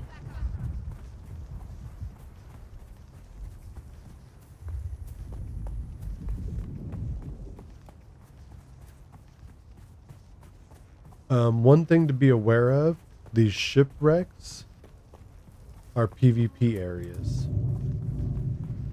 Down here in the Haga Basin, they are the only PvP areas. Now this very first one is not a PvP area, but all future shipwrecks from here out our PvP zones. You know, I think we're going to stay here at the shipwreck, and this is where I will end stream for now, because I should be able to find the materials I need to craft that litter john inside of the ship. So we are going to end here. I guess I will take a look for someone else who is streaming. Let's actually log out real quick so that nothing bad happens while I'm tabbed out. Let's see. We want to find someone else who's playing Dune Awakening, I think.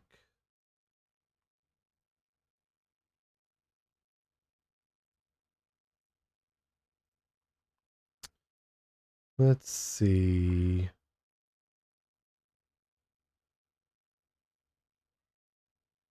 Who to raid? I don't think we're gonna go for a big streamer.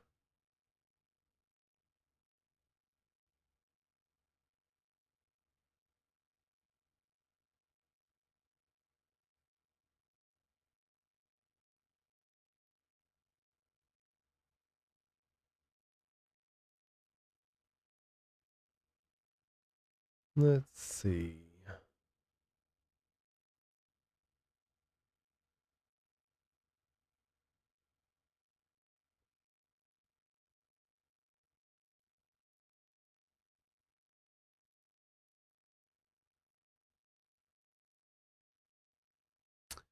I should have looked to see if anyone I'm currently following is playing. Actually, I don't think I saw anyone else mention that they were going to be playing. No, nobody I already follow is playing. Okay.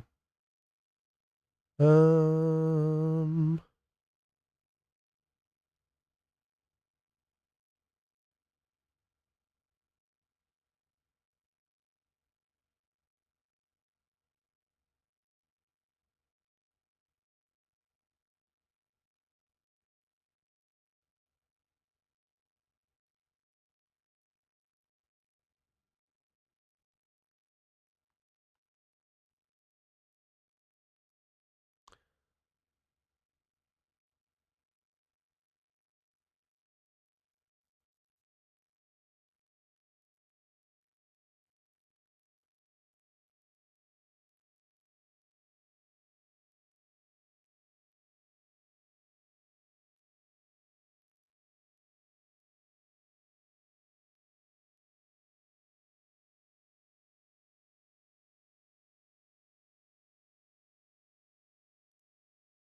let's see. Oh, this guy's cosplaying a little bit here, looks like.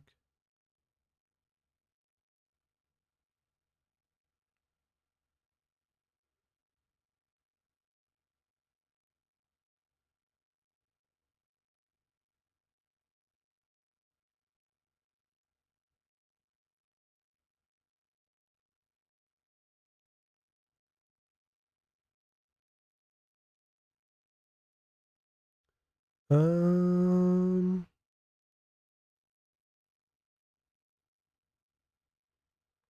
Who's that Pokemon? who is that Pokemon? Staravia? Not Gen 1. I have no idea. Alright, I think we're going to raid this guy here.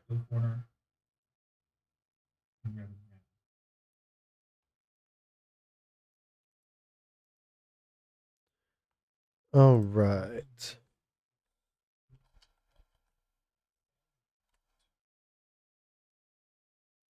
Alright, folks, before I take off, I want to say thank you very much for coming along this morning. I really appreciate it. I will be back in less than an hour for sure. We will see. Hopefully, you've got your notifications on, and we will see you shortly. Bye for now.